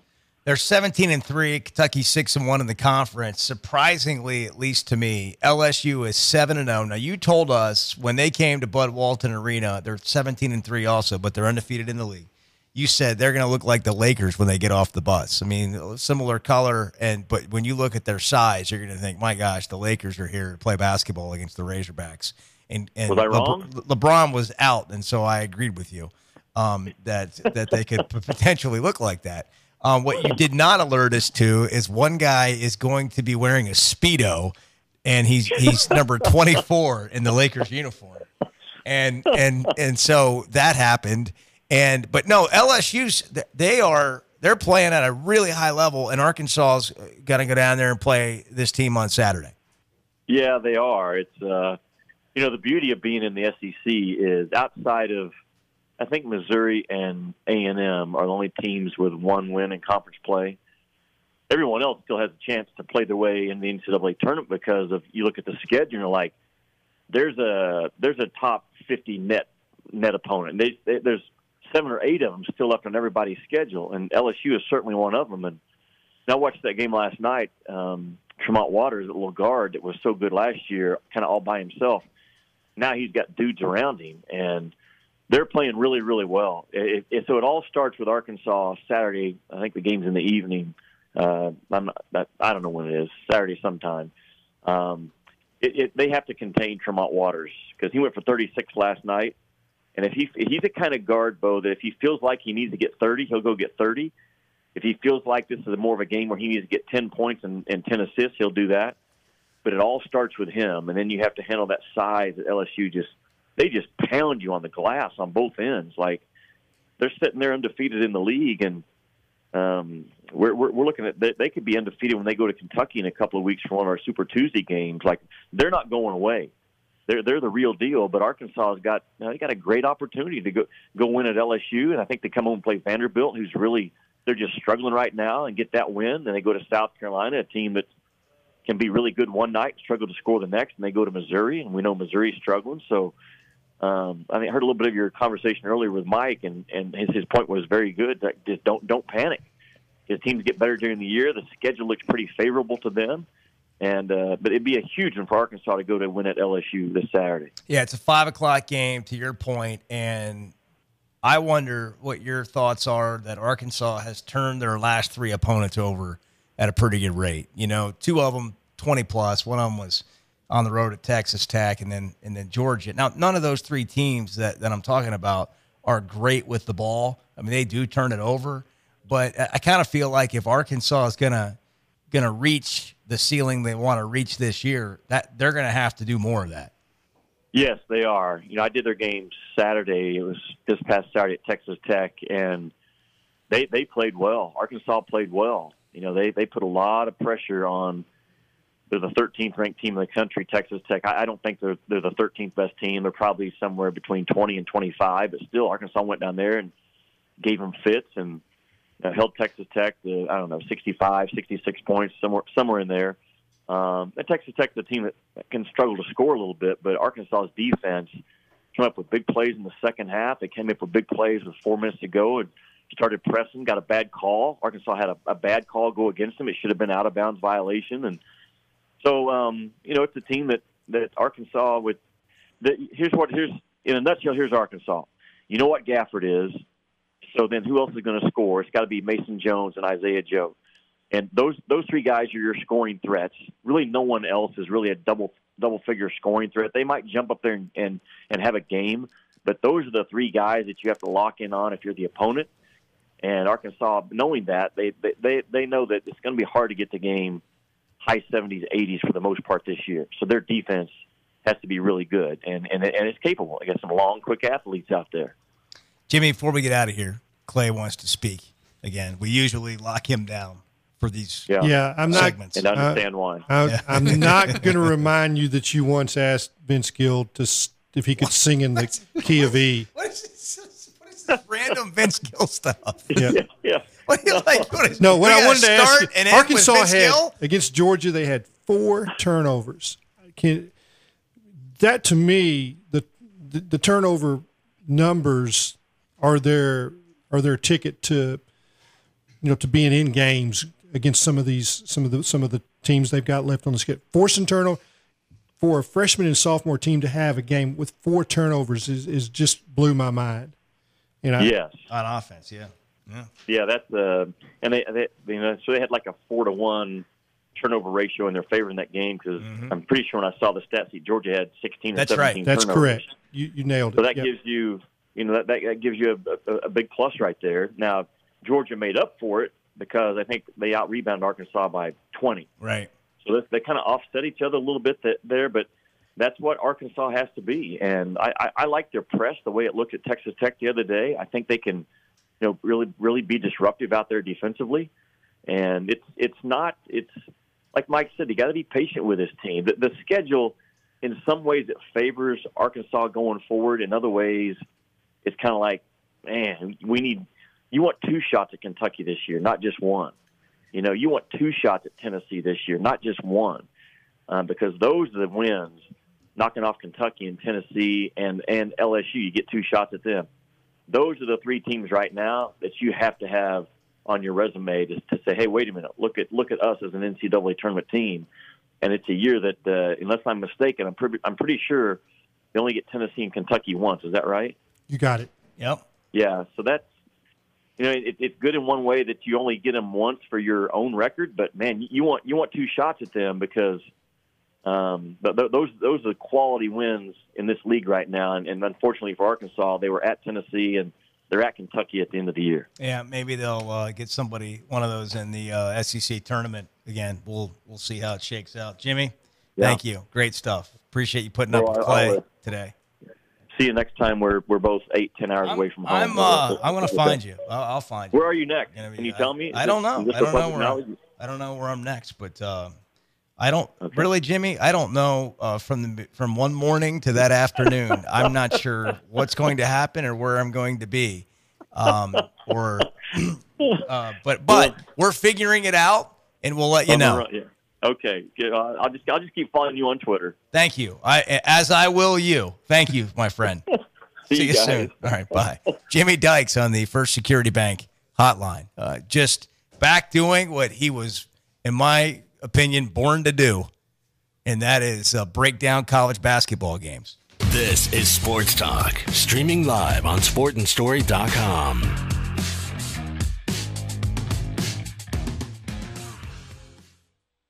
Yeah, Reggie, they tied it 52-52, I think, and then you guys went on a run. You capped it with the fast break layup. Kind of what happened to spur that run for you guys? We just really locked in and focused in on defense. We just kept giving up second points and stuff, and then we just kind of came together and honed in. It was just like, let's just stop them on defense and then try to get it out fast because they weren't really running with us. So that's really how it happened. These guys shot 32 of 48 against Texas, off 67%. And tonight you guys held them to 29.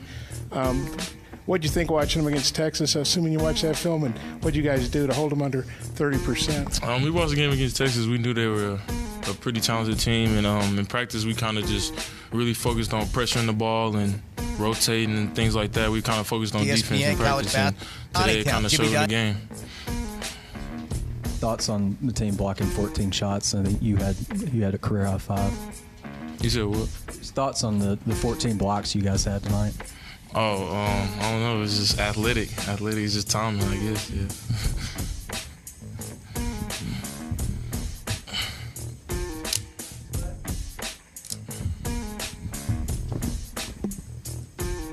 Hey Reggie, I got a little bit of something from a lot of guys tonight. You came in. I thought Adriel may have played pretty good in that first half. Daniel got going in the second half.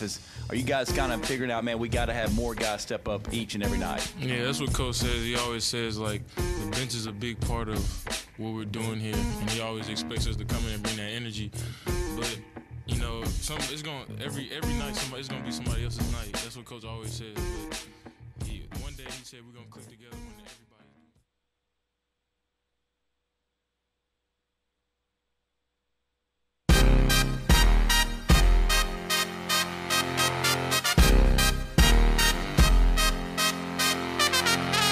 You are dialed into Sports Talk. Get in on the show at 877-447-4040. Here is Bo Mattingly. Clay Henry's in here, in case you didn't catch on to that. Clay's Football Magazine. We got another segment with him. Who's on the phone? Bubba in Boonville.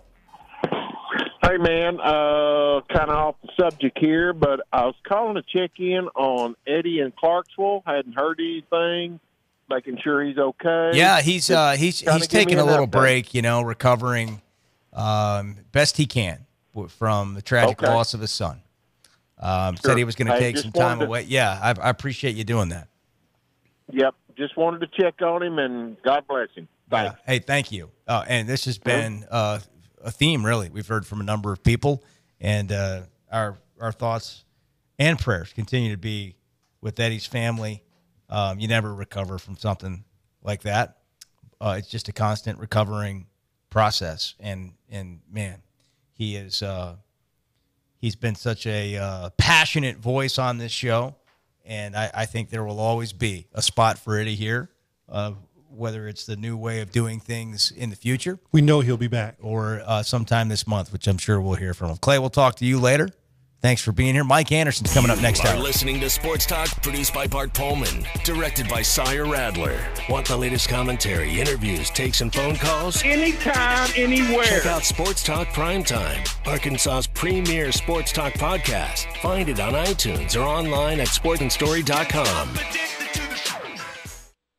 The Ozarks, one incredible store featuring Ozark Sportsman Supply and Ozark Outpost clothing and footwear. The Ozarks, 23,000 square feet of incredible products. where every day is a sale. At the Ozarks, prices are marked down upon arrival on almost every product.